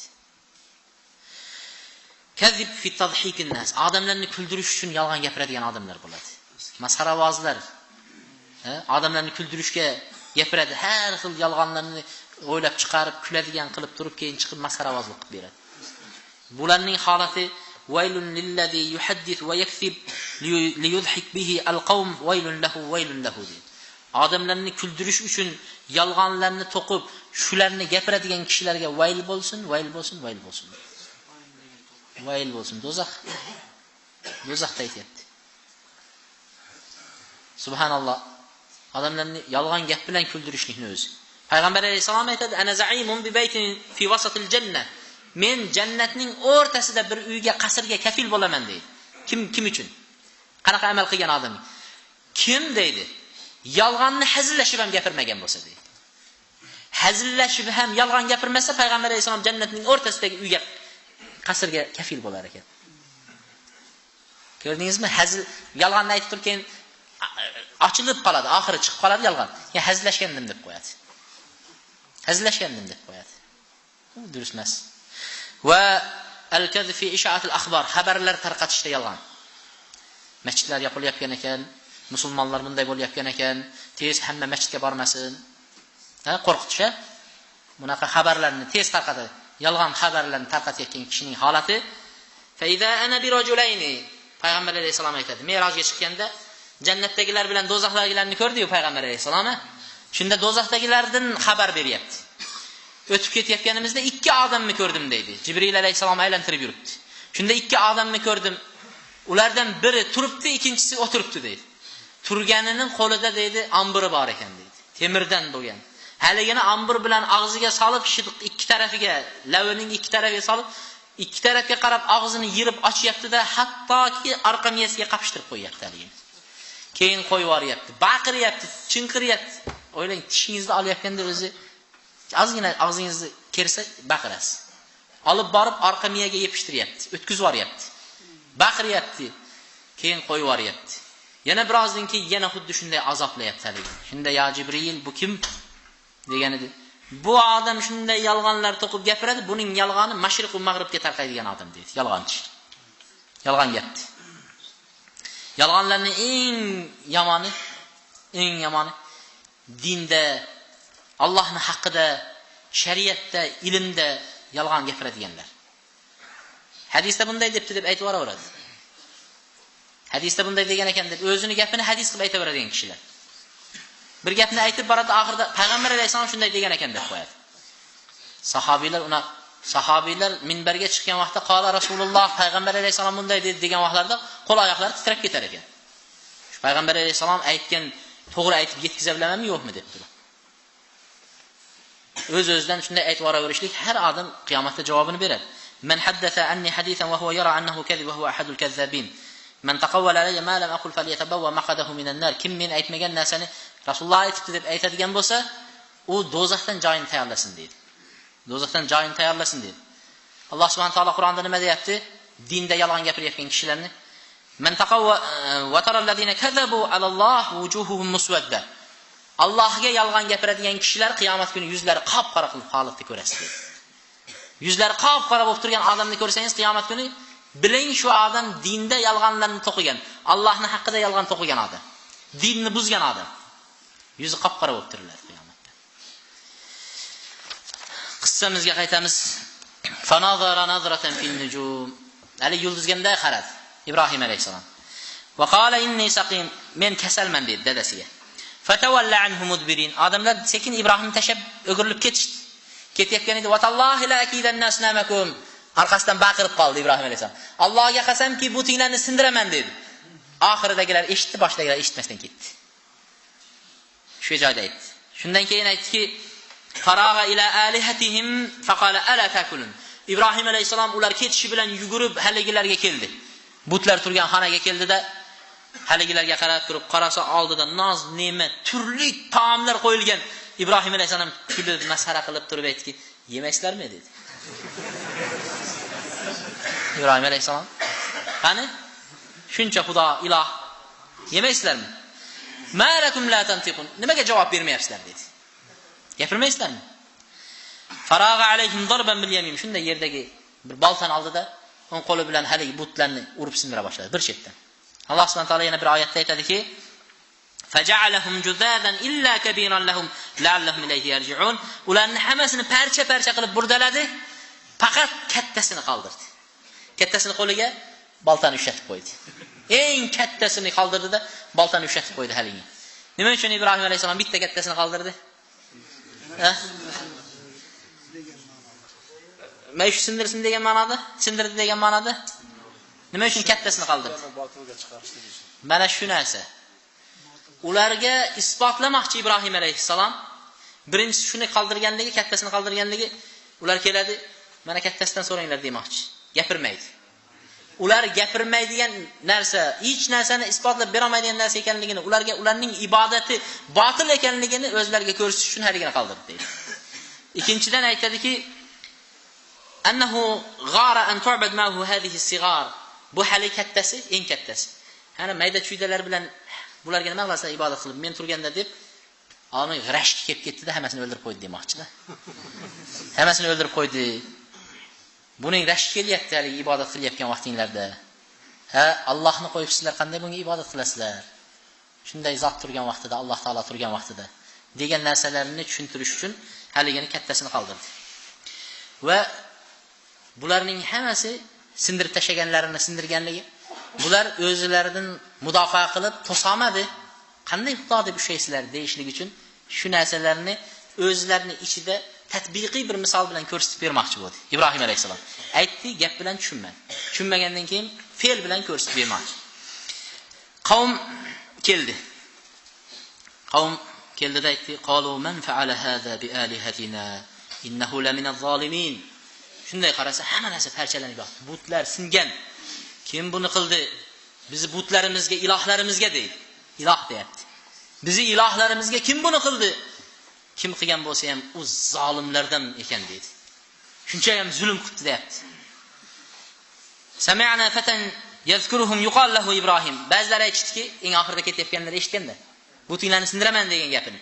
Aytishdiki, bir yigitni biz ularni ayb bilan, ya'ni nuqson bilan gapirmaysizlar, yemaysizlar deb turib sindiraman deyotganligini eshitgan edik dedi. Kim o yigit degan? Ibrohim deydi. Ibrohim degan bola, fatan bola, 16 yoshli bola. Shunday deyotganligini eshitdik dedi. Bular aytdiki, fatu bihi ala ayunin nas la'allahum yashhadun. Qani olib kelinglar o'shani dedi. Odamlarning ko'z oldiga olib kelinglar dedi. Ibrohimni odamlarning ko'zini oldiga olib kelinglar, hammani jamlanglar. Ibrohimni odamlarning ko'zini oldiga olib kelinglar. Nima qildin dedi? La'allahum yashhadun. Ular Ibrohimning gapini eshitsin, nima uchun o'lsindirdi? Qachon sindirdi? Nima qilib sindirdi? Va Ibrohimni biz o'sha joyda dalillar bilan Ibrohimni nima qilamiz? Yengamiz va Ibrohimni azoblaymiz, hamma ko'rsin shuni dedi. Hammaga ibrat bo'lsin deyapti-da. Ibrohim alayhisalom shu narsani xohlagan edi aslida. Bitta tushuntirmay, hammani jamlab turib tushuntirishni xohlagan edi. Ibrohim alayhisalom xohlagan narsa bo'lyapti. Hammani jamlashdi. Hammani jamladida Ibrohimni olib keldi. Olib keldida Ibrohimga aytdiki, "Qalu a anta fa'alta hadha bi alihatina ya Ibrohim?" O Ibrohim, sen shu bizni ilohlarimizga shu ishni qilgan senmi dedi. Senmi shu ishni qilgan bizni ilohlarimizga degan edi. Qala bal fa'alahu kabiruhum hadha fas'aluhum in kanu yantiqun. Ibrohim alayhisalom aytdiki, bu qilgani mana shu kattasi dedi. Katta bo'l dedi. Qo'lida boltasi ham turibdi dedi. So'ranglar agar shu dedi, gapirsa dedi. So'ranglar agar gapirsa so'ranglar, aytib bersin kim qilgan. Turibdi-yu bu ham, butinglar ko'rib turibdi kim chiqib ketganini, gapirsin dedi. Aytsin deyapti. Ojizligini isbotlayapti. Birinchidan maydalanib ketganlar iloh emas. Ular o'zini mudofaa qilmadi. Ikkinchidan, mana kattasi ko'rib turgan bo'lsa, nima uchun ko'rib turgan narsasidan jim turishligi zulm emasmi? Manalar sindirdi, palon sindirdi deb aytib berish kerak-ku, durustmi? Uchinchidan gapirmasligini isbotlab qo'ydi. Agar gapirsa javob bersin dedi. Ibrohim alayhisalomning ikkinchi yolg'oni shu edi. Bal fa'alahu kabiruhum, balki kattalari qildi degan so'z Ibrohim alayhisalomning yolg'oni shu edi, ikkinchi yolg'on. Faraja'u ila anfusihim faqalu innakum antumuz zolimun. O'z nafslariga qaytdi dedi, o'ziga kelib qoldi degan gap bu. Raja'u ila anfusihim, o'zlariga kelib qoldi. Hali gapirsa qani aytsin degan keyin bunday o'zlariga keldida nima qildi? Innakum antumuz zolimun. Sizlar zolimsizlar, zolim bo'ldinglar dedi. Bari qavm o'ziga qarab o'zlariga zolimlardan bo'ldinglar dedi. Bu degan nima? O'zlariga qaratib dedi, bir oz o'ylanib, keyin o'zlariga qarab sizlar zolimlardan bo'ldingizlar dedi. Shunda qavm tushundimi shuni? Haqiqatan ham biz gapirmaydigan, eshitmaydigan butlarga ibodat qilamiz. Ko'rmaydigan, birov kelib o'ldirib ketsa o'zini himoya qila olmaydigan narsalarga ibodat qilamiz. Zolimlardan bo'pmiz biz dedimi? Nima uchun unda zolimlardan bo'ldik dedi? Nima uchun zolimlardan bo'ldik dedi?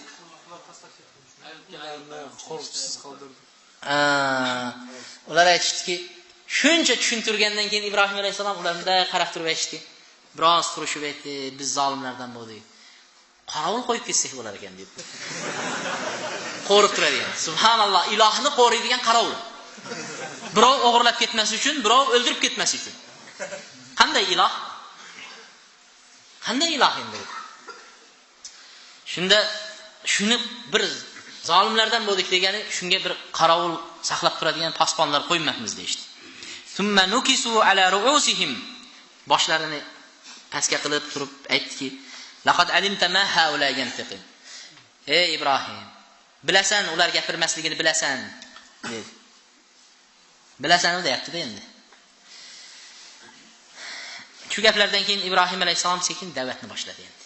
Ularni gapirmaydi degan gapni o'z og'zidan eshitgandan keyin nima qildi? Sekin da'vat boshladi. Qala ata'buduna min dunillahi ma la yanfa'ukum shay'an wa la yadurrukum. Birinchi, sizlarga foyda keltirmaydigan, zararni qaytarmaydigan narsaga ibodat qilasizlarmi? Qanaqa narsa bu endi? Foydasi yo'q narsaga nima uchun ibodat qilasizlar? Da'vat birinchi. Uffin lakum wa lima ta'buduna min dunillahi afala taqilun. Allohni qo'yib sizlar ibodat qilayotgan narsanglarga sizlarga uf bo'lsin dedi Ibrohim alayhisalom. Shu ham ibodatmi? deb turib uf bo'lsin dedi. Qala ata'buduna ma tanhitun. Qo'linglar bilan o'zinglar yasayapsizlar, duradgorsizlar, boshqasizlar, va haligi toshlardan o'yib yasayapsizlar, yog'ochlardan o'yib yasayapsizlar, qo'linglar bilan yasayapsizlar. Qanday ibodat qilasizlar dedi. O'zinglar yasab o'zinglar ibodat qilaverasizlarmi dedi. Ibrohim alayhisalom haligini da'vatni shu yerda boshladi. Ibrohim alayhisalom da'vatni eng go'zal uslubini qo'lladi. Hatto ko'zlarini oldida bu butlar hech narsa qodir emas ekanligini isbotladi. Bu butlar hech narsa qodir emas ekanligini isbotlab berdi. Xuddi shu da'vat, xuddi shu uslubni sahobiylardan zamonasida bir sahobiyga qo'llashgan. Xuddi shu uslub bilan qo'llangan bir sahobiyga. Bu Amr ibn Jamuh radhiyallohu anhu ga shunday uslub qo'llashgan. Payg'ambar alayhisolatu vasallam payg'ambar bo'lib kelgandan keyin Madinaga da'vat uchun Mus'ab ibn Umayrni yubordi. Mus'ab ibn Umayr Madinaga kelib turib, Madinada da'vatni boshladi. Shunda Madinada bir qariya chol bor edi. Ismlari Amr ibn Jamuh degan kishi. Bu 60 yil bo'lgan ekan dunyoga kelgandan bu yog'iga butga ibodat qilar ekan. Ko'zini och, shu tanigani bu yog'iga uyida but bo'lgan, butga ibodat qilgan. Butning ismi nima degan ekan? Manaf degan. Yoki Manat yoki Manaf deyishgan. Shunaqa bir butga ibodat qilgan ekan. Shundan keyin haligi bollari Mus'ab ibn Umayrni ko'rib, 3 bolasi uchovi ham iymon keltirdi. Ayoli iymon keltirdi, lekin dada bilmaydi. Keyin dadalarini sekin da'vat qilmoqchi bo'lib dadasining oldiga keldi. Ey dadajon dedi. Ey otamiz. Yarhamkumulloh. Shu Makkadan kelgan Makkada chiqqan payg'ambarning da'vatchisi keldi, Mus'ab ibn Umayr. Va u kishi da'vat qilyapti Allohning diniga. Va Qur'on nozil bo'libdi deb Qur'onni o'qib berdi. Mana shu oyatlar. Shunga ergashsak nima deysiz deb dadasiga maslahat soldi. Dadasi aytdiki, to'xtanglar dedi. Men Manof bilan dedi gaplashmay, maslahatlashmay bir narsa deya olmayman dedi. Manofdan maslahat so'rash kerak. Shunda Manofning oldiga sekin o'zi cho'loq kishi ekan. Aqsanglar bor dedi. Borib, ey Manofning oldiga turdi. Shu vaqtda hamma odam butga ibodat qilishadi. Hamma Makkada uylarda butlar bor. Hamma uylarda butlar bor. Butlarga ibodat qilib, haligi yaxshilik, yomonlik hamma narsani so'rashadi. Shunda endi qanday javob beradi? Butlar javob berish kerak. Ibrohim alayhisalom gapirmaysizlar deyapti. Endi gapirish kerak butlar. Bir qari kampirni olib kelib orqasiga qo'yib qo'yar ekan. Shundan keyin haligi hojatini aytib, "Men shunday qilmoqchiman. Nima deysan?" desa, haligi kampir, "Ha" desa, "Ana bizni butimiz unga ilhomlantirdi, u gapirdi" der ekan. Yo'q desa ham shunday. Bir kampirni qo'yib turib ashna qilishar ekan. Qarasangiz qanchalik narsa. Butimiz ilhomlantiryapti haliginga der ekanda. Shuni Manof keldi butun oldiga. Ey Amr ibn Jamuh keldi Manof butun oldiga. Ey Manof, mana kelgan da'vatchini, shahrimizga kelgan da'vatchini eshityapsan. Buni qilayotgan da'vati butlarga ibodat qilmanglar deb bir senga yomonlik qilyapti dedi. Boshqa yomonligi yo'q dedi. Senga yomonlik qilyapti. Allohga ibodat qilinglar deyapti. Nima deysan? Qanday maslahat berasan dedi. Jimjit turibdi. Yog'och tosh gapirmaydi. Shundan keyin haligi aytdiki, 3 marta so'radi. Hech narsa demagandan keyin bilaman g'azabing chiqdi, achchig'ing chiqdi dedi. Seni g'azabingni keltirib qo'ydim. Endi bugun endi so'rasam baribir g'azab bilan javob bermaysan. Ertaga kelaman deb ketdi. G'azabing to'xtasin deb. Tunda bolalari keldida haligini darrov oldida hali dadasini butini olib chiqib, uyning orqasidagi bir chuqurchaga, ahlatlar yotgan chuqurchaga boshini tiqib qo'ydi. Hali butni. Shundan keyin ertasiga chiqib birinchi bo'lib turib yuz qo'lni yuvishdan avval butiga chiqib assalomu alaykum der ekan deydi. Salom berar ekan, tahiyya. Endi jahiliyat tahiyyati butlariga qanaqa ekanini bilmaymiz. Shu tahiyyasi deydi, salomlashishlik deydi. Salomlashish uchun butini oldiga chiqdi deydi. Chiqsa but yo'q o'rinda. Izlab bizi ilohimiz qayerda qoldi deb ilohini izlab baqirib uyda to'polon boshladi. Hech kim indamadi. Izlab axtarib uyning orqasiga chiqqan edi, haligi chuqurchada bosh tiqilib yotibdi. Chiqarib, "Ay bechora, kim senga shunday qildi? Qaysi nodon senga shunday jur'at qildi? Men bilsam shuni adabini berib qo'yaman" deb yuvib, yaxshi atirlarni sepib qaytib olib kelib qo'ydi. Ertasiga tunda yana bolalari hali ishni qildi. Ota chiqadi, haliginda yotibdi. Yana olib kiradi. 4 kun, 5 kun shunday davom etdi. Oxirida dada aytdiki, "Ey, manof dedi. Qanaqasan o'zi sen?" dedi. "Qanaqasan o'zi sen? Hatto dedi, qo'y ham o'zini dedi saqlaydi dedi. Himoya qiladi dedi qo'shqorlardan. Ha sen dedi dushman kelib avar boshingni chiqib qo'yaversa ahlatga dedi. Turaversang qanaqasan sen dedi. Shunday bordida qilichni olib keldida aytdiki, "Mana qilish" dedi. Bo'yniga osib qo'ydi. Tunda endi dushman kelsa o'zingni himoya qil. Endi himoya qil, endi davr keldi endi. Sabrni ham vaqti bor-da endi. Endi bo'ldi, himoya qil deb haligini bo'yniga osib qo'ydi. Osgandan keyin dada endi xotirjam uxlayapti. Bugun but endi o'ldiradi dushmanni. Uxlayapti. O'g'illari keldida sekin haligini olib bir ko'chada sasib ketgan, o'lib qolgan itga qo'shib bog'lab haligiga tiqib qo'ydi. Ertaman turib dada izlab qarasa, haligi but ibodat qilayotgan ilohi bir it bilan qo'shilib yotibdi hali joyda.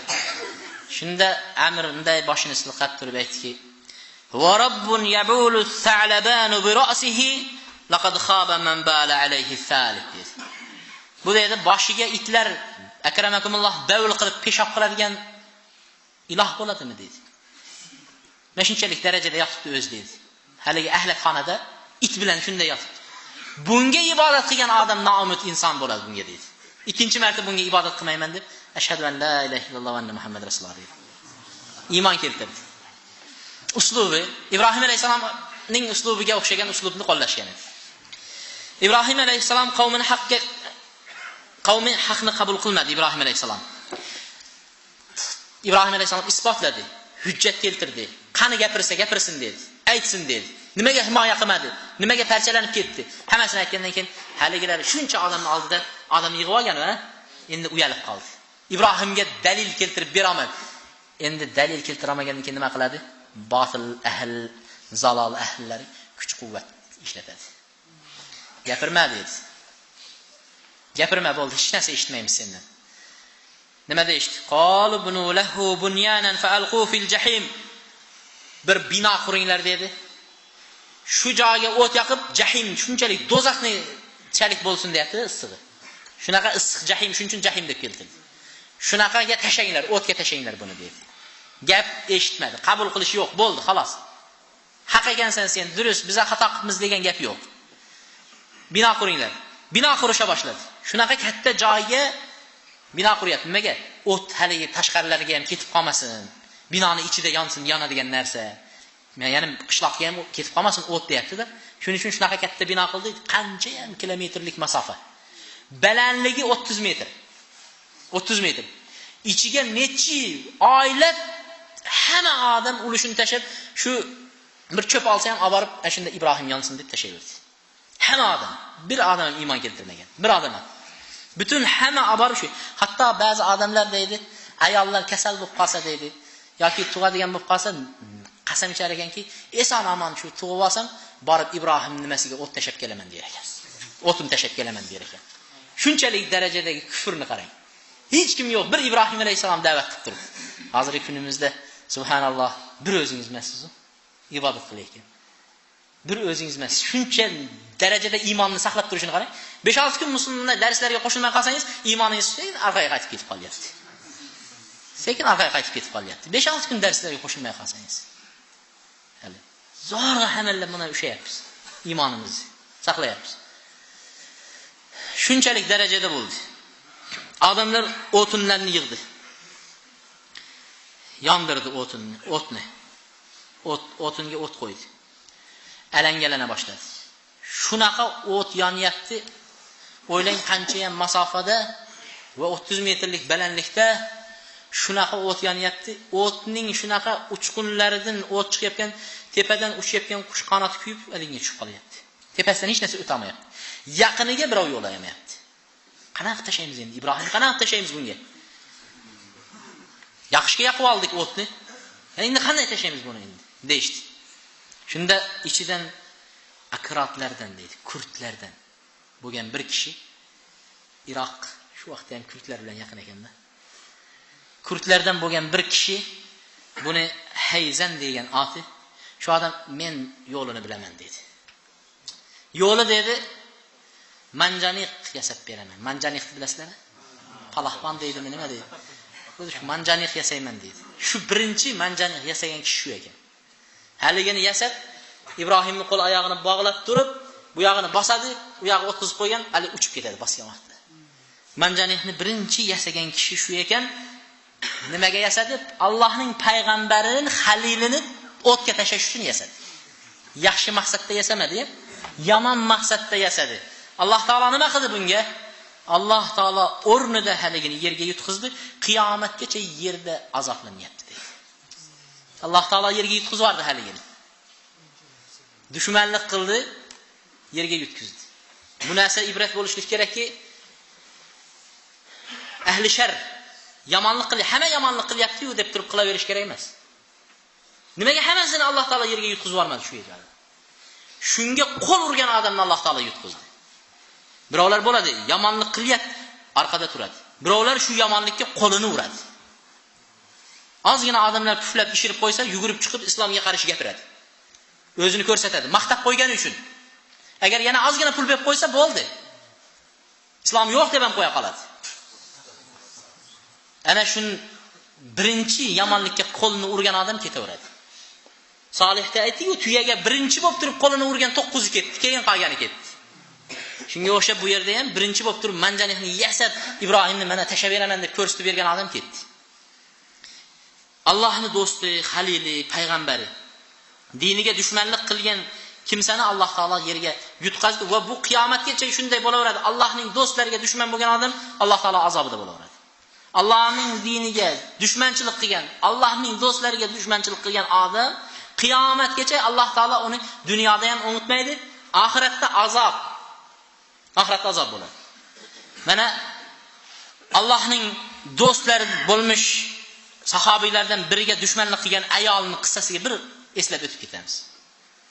Allohning do'sti, payg'ambarning sahobiysi bo'lgan bir mo'min insonga zulm qilgan ayolni eslaylik. Ummu Ammar. Bu kishi Makkada qullar sotiladigan bozorga chiqdi. Qullar sotiladi. Ochib qo'yinglar, bemalol o'tirsin dedi. Sal beriroq o'tiringlar. Bemalol o'tiring. Qullar sotiladigan bu yoshga kelgan vaqtimizda vallohu alam biz darsga kela bilamizmi yo'qmi? Qullar sotiladigan bozorga chiqdi. Shunda nimaga qullar haligi qullarni yosh yigitlarni olib biror hunar o'rgatib, do'kon ochib berib, haligindan foydalanmoqchi.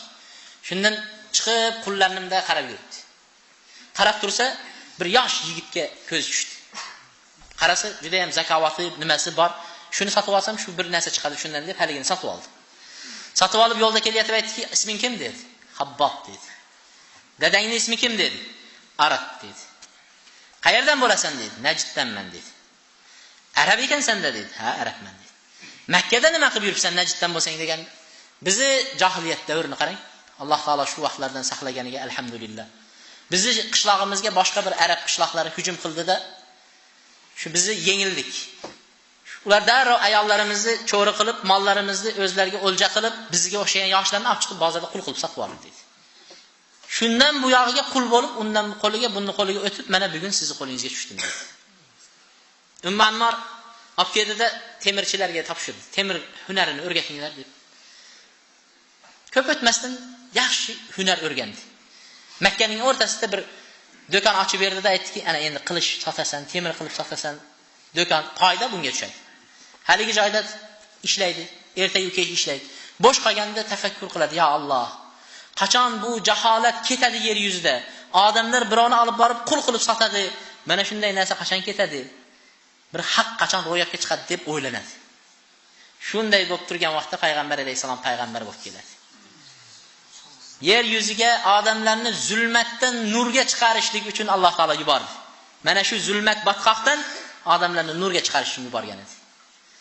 Shunda payg'ambar alayhisalomni payg'ambar bo'lib kelganini eshitib yugurib bordi, nimani aytayapti ekan deb bordi. Payg'ambar alayhisalom og'zidan eshitdi-da, islomni qabul qildi. Shu vaqtda islomni qabul qilganlarning 6-chisi shu edi. 6-chisi. 5 odam, avval 5 odam bo'lgan ekan. Bu 6-chisi bo'ldi. Bir oy ham o'tmadi. Ozgina muddatda buni islomi Makkada tarqab ketdi. Haligi Ummu Ammonning quli bor, Qabbob, shu islom qabul qilib Muhammad alayhisalomga ergashib ketdi degan xabar tarqadi. Darrov Ummu Ammor yenglarini shimarib ayol keldi. Qabbob, sen islomni qabul qildingmi deganida yashirmadi, boshqa qilmadi, ha dedi. Qabul qildim. Men senga ko'rsataman qanday qabul qilishni dedi. Olib chiqdi-da Makkadagi eng jazirama issiqga olib chiqib turib, toshning ustiga hamma narsasini yechdi-da, ustiga temirdan bo'lgan sovuqni kiydirib, bog'lab qo'yib qo'ydi. Necha kun haligi joyda issiqda, temirning ichida turdi, suv, ovqat bermadi. Keyin keldi-da, holdan toyib qolgandan keyin kelib turib aytdiki, "Ha, iymon keltirgan Muhammad haqida nima deysan?" dedi. Sallallohu alayhi vasallam. Degan edi, Abdulloh va Rasul, Allohning bandasi va payg'ambari haq dinni olib keldi deb aytaman dedi. Uringlar dedi buni dedi. Rosa urushgandan keyin aytdiki, bizni ibodat qilayotgan ilohlarimiz Lat, Uzza haqida nima deysan degan, ha eshitmaydigan, hali ko'rmaydigan nimalar toshdan yaralgan butni aytyapsizlarmi dedi. Eshitmaydigan, ko'rmaydigan, gapirmaydigan toshdan yaralgan butni aytyapsizlarmi dedi. Shundan keyin aytdiki, bordida temir qiladi. Temirni cho'qqa qo'yib, qizdirib olib keldi-da, orqasiga bosdi. Orqalaridagi yog'lari erib, yog' bo'lib oqib ketdi. Orqada yog' qolmadi. Suyak. Et qolmagandan keyin endi temirni qizdirib olib kelib turib boshiga bosdi. O'zidan ketib quladi. Xullas, buni qo'lida shunday azoblanayotgan vaqtida Ummu Ammorga duoibat qildi. Alloh taolo shu Ummu Ammorni o'zing kifoya qildi, duo qildi. Biz aytmoqchi bo'lgan dushmanlik qildi. Endi qarang Ummu Ammorning oqibatiga. Alloh subhanahu va taolo Ummu Ammorga shunaqa bir kasal berdi boshiga. Shunaqa bosh og'riq kasal berdi. Chiday olmaydi, bir joyda tura olmaydigan, tipirlab bu yoqdan bu yoqqa kuni itning uvillaganiga o'xshab uvillaydigan kasal berib qo'ydi. U yoqqa boradi, uvillaydi, bu yoqqa keladi, uvillaydi, bir joyda turmaydi, boshida shunaqa og'riq berdi. Shunaqa qattiq og'riq. Bolalar chiday olmadi. Ana haligi tabiblarni olib keldi. Hamma joyni tabiblarni olib kelgan. Faqat maslahatimiz temirni o'tga qizdirib, boshiga bossanglar, ozgina alam to'xtab turadi, keyin yana nima qiladi. Shuni qilsanglar, sal onanglar orom oladi dedi. Temirni qizdirib, o'zlarining onasini boshiga bosishdi. Temirni qizdirib, o'zlarining onasini boshiga bosishdi. Shu ozgina orom olayotganday bo'ladi-da, hali bolalariga tez temirni olib kelinglar, temirni deydi. Qizdirib temirni o'zini boshiga bos. Shunday qilib o'ldi. Allohning do'stlariga dushman bo'lgan kishining oqibatini qanday ekanligini ko'rsatdi. Manjanihni yasab otaman dedi, payg'ambarni do'zax nimaga? O'tga. Payg'ambarni o'tga osaman dedi, nima bo'ldi? Yerga yutqizdi. Hatto shu vaqtda butun yer yuzidagi insonlar nimaga Ibrohim alayhisalomga qanchalik dushman bo'lsa, yer yuzining nimalari ham hammasi nima qilgan ekan? Shu o't yongan vaqtda hammasi o'tni mahluqlar to'sgan ekan. O'tni o'chirishga harakat qilgan ekan. Faqat vazaq deydi. Hali kalta kesak deymiz o. Shu kelib turib, deb o'tni kuchaytirish uchun puflagan ekan. Vazaq. Bütün mahluqlar kelib o'chirishga harakat qilsa, hali o'tni vazaq kelib turib, haligini nima qilgan ekan? Shu kalta kesak puflagan ekan, o'tni kuchaytirish uchun. Shuning uchun payg'ambar alayhisalom o'sha Ibrohimga shunday qilganligi uchun Allohning do'stiga dushmanlik qilgan hayvonni ham jazosiz qoldirmay, la'natlab, qiyomatgacha qayerda topsanglar o'ldiringlar dedi.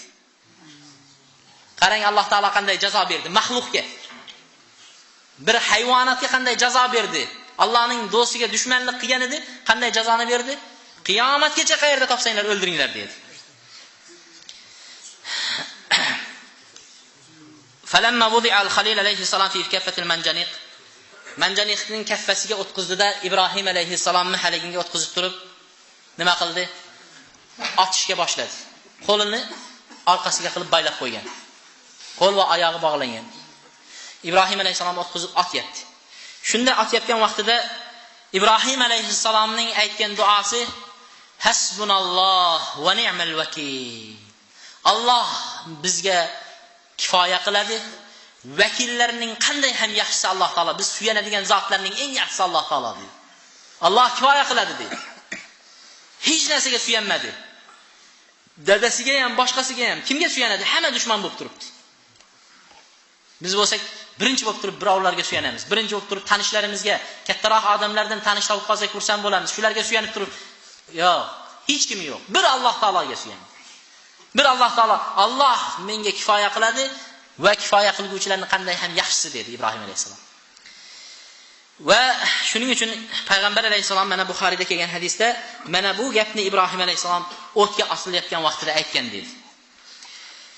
Falamma ulqiya Ibrohim finnar, o'tga otilayotgan vaqtida Ibrohim alayhisalom shunday dedi. Allohumma innaka fis samai wahid. Ey Alloh, sen osmondagi ilohning yolg'iz ilohsan sen dedi. Sendan boshqa iloh yo'q, yolg'izsan sen dedi. Va men esa yerda senga yolg'iz ibodat qilayotgan kishi bitta menman dedi. Bitta men, bundan boshqasi yo'q. Hammasi butga ibodat qilyapti. Bir Alloh taolo osmonda, bir Ibrohim alayhisalom yerda Alloh taologa ibodat qilyapti. Shunday dedi. Shu vaqtda dedi, ba'zi bir rivoyatlar, lekin sihhatida zaiflik bor deyishadi. Jabroil alayhisalom keldi dedi. Atilyapti. Jabroil alayhisalom keldi, ey Ibrohim, menga hojating bormi? Seni men qutqaraymi? Nima deysan deb Jabroil keldi deydi. Kelgan vaqtda Jabroil alayhisalom kelib, menga hojating bormi? Hatto Jabroilga ham suyangisi kelmadi, tavakkul qilmadi. U o'lib ketyapman, hozir ketyapman, qutqarib qol demayapti. Senga hojatim yo'q, lekin Rabbimga bor dedi. Jabroilga senga hojatim yo'q dedi.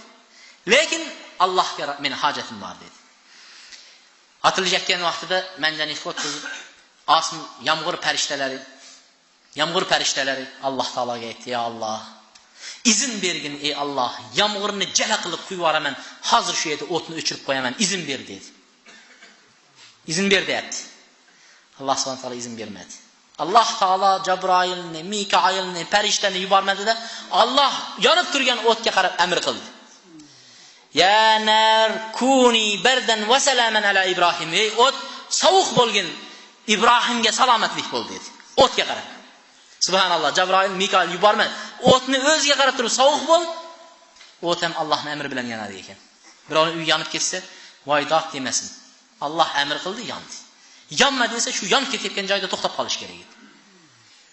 Alloh taolo sovuq bo'l dedi. Ulamolar Ibn Abbos va uning boshqalar aytgan ekanki, mufassirlar, agar Alloh taolo sovuq bo'l deb oyatni davomini aytmaganda, Ibrohimga salomat bo'l demaganda, shunchalik sovuqdan Ibrohim og'rib kasal bo'lishi mumkin yoki Ibrohim shu yerda qatib qolishi mumkin edi sovuqdan dedi.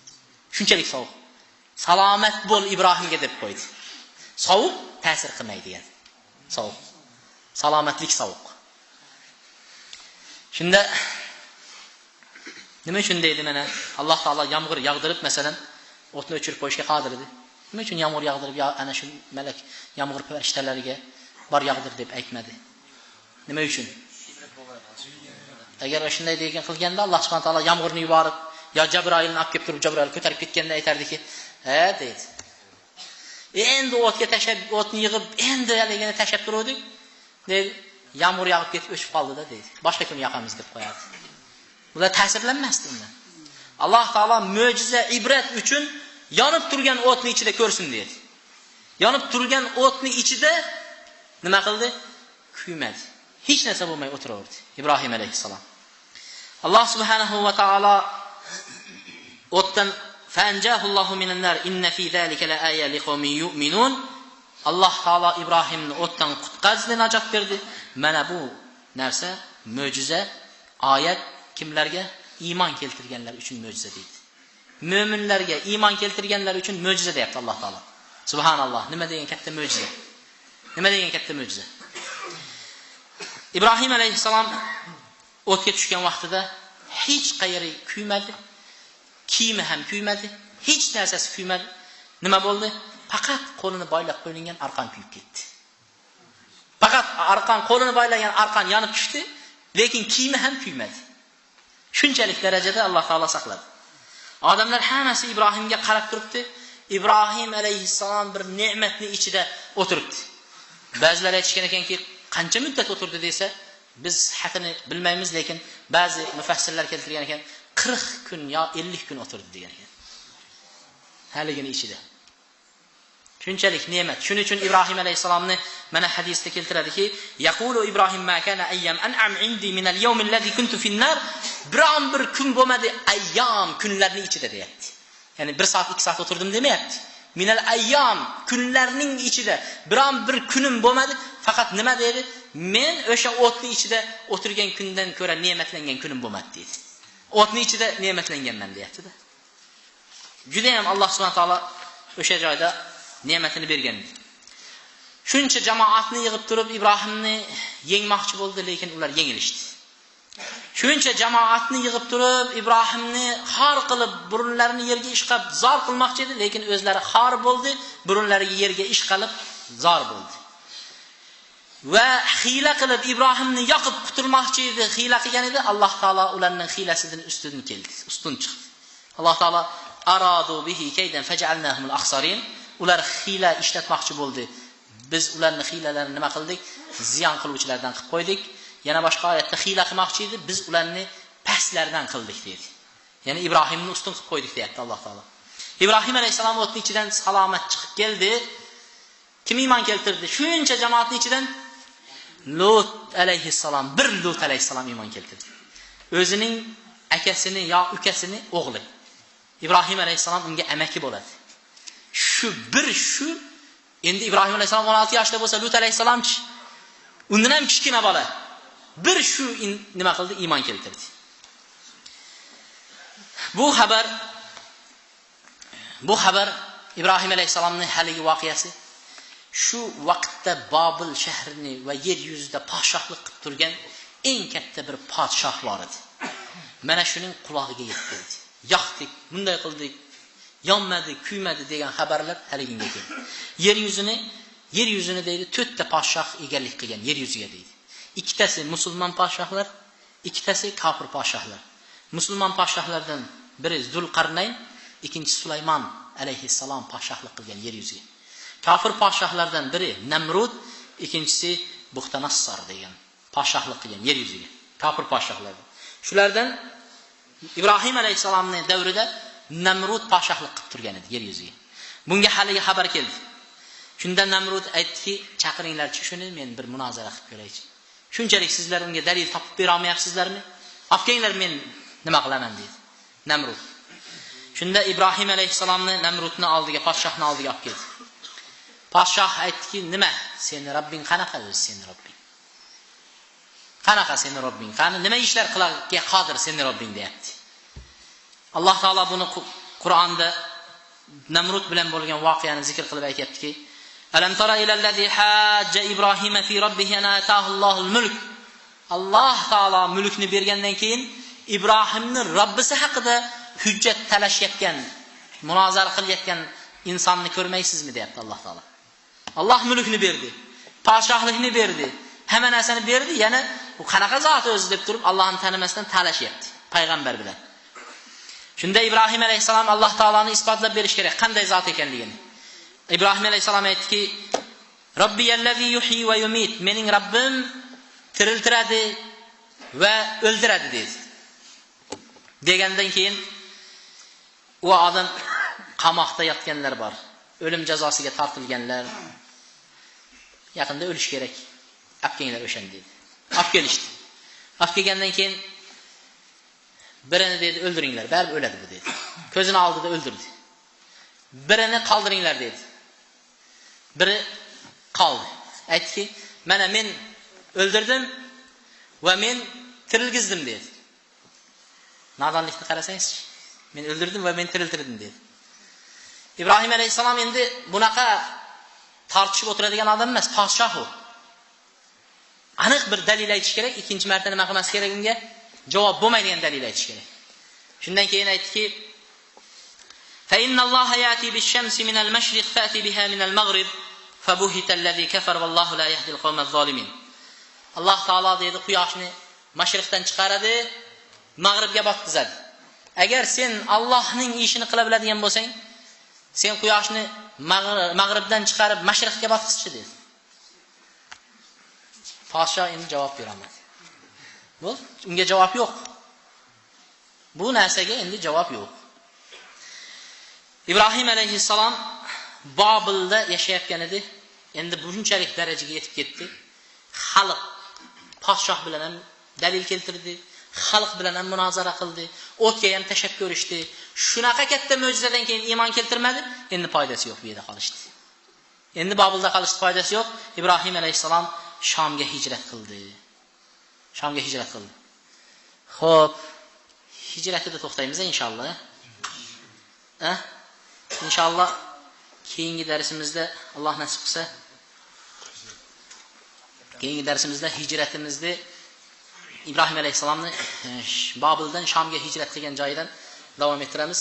Katta masjidda yo'q, inshaalloh mashiyada davom etaveramiz. Mashiyada davom etaveramiz. O'z ozgina qoldi. Kunlar isib ketsa bemalol bo'lib qolamiz inshaalloh. Subhanakallahumma va bihamdika ashhadu an la ilaha illa anta astaghfiruka va atubu ilayk. Allahumma inni a'udhu bika min ilmin la yanfa wa min qalbin la yakhsha wa min nafsin la tashqa wa min da'watin la yustajab laha.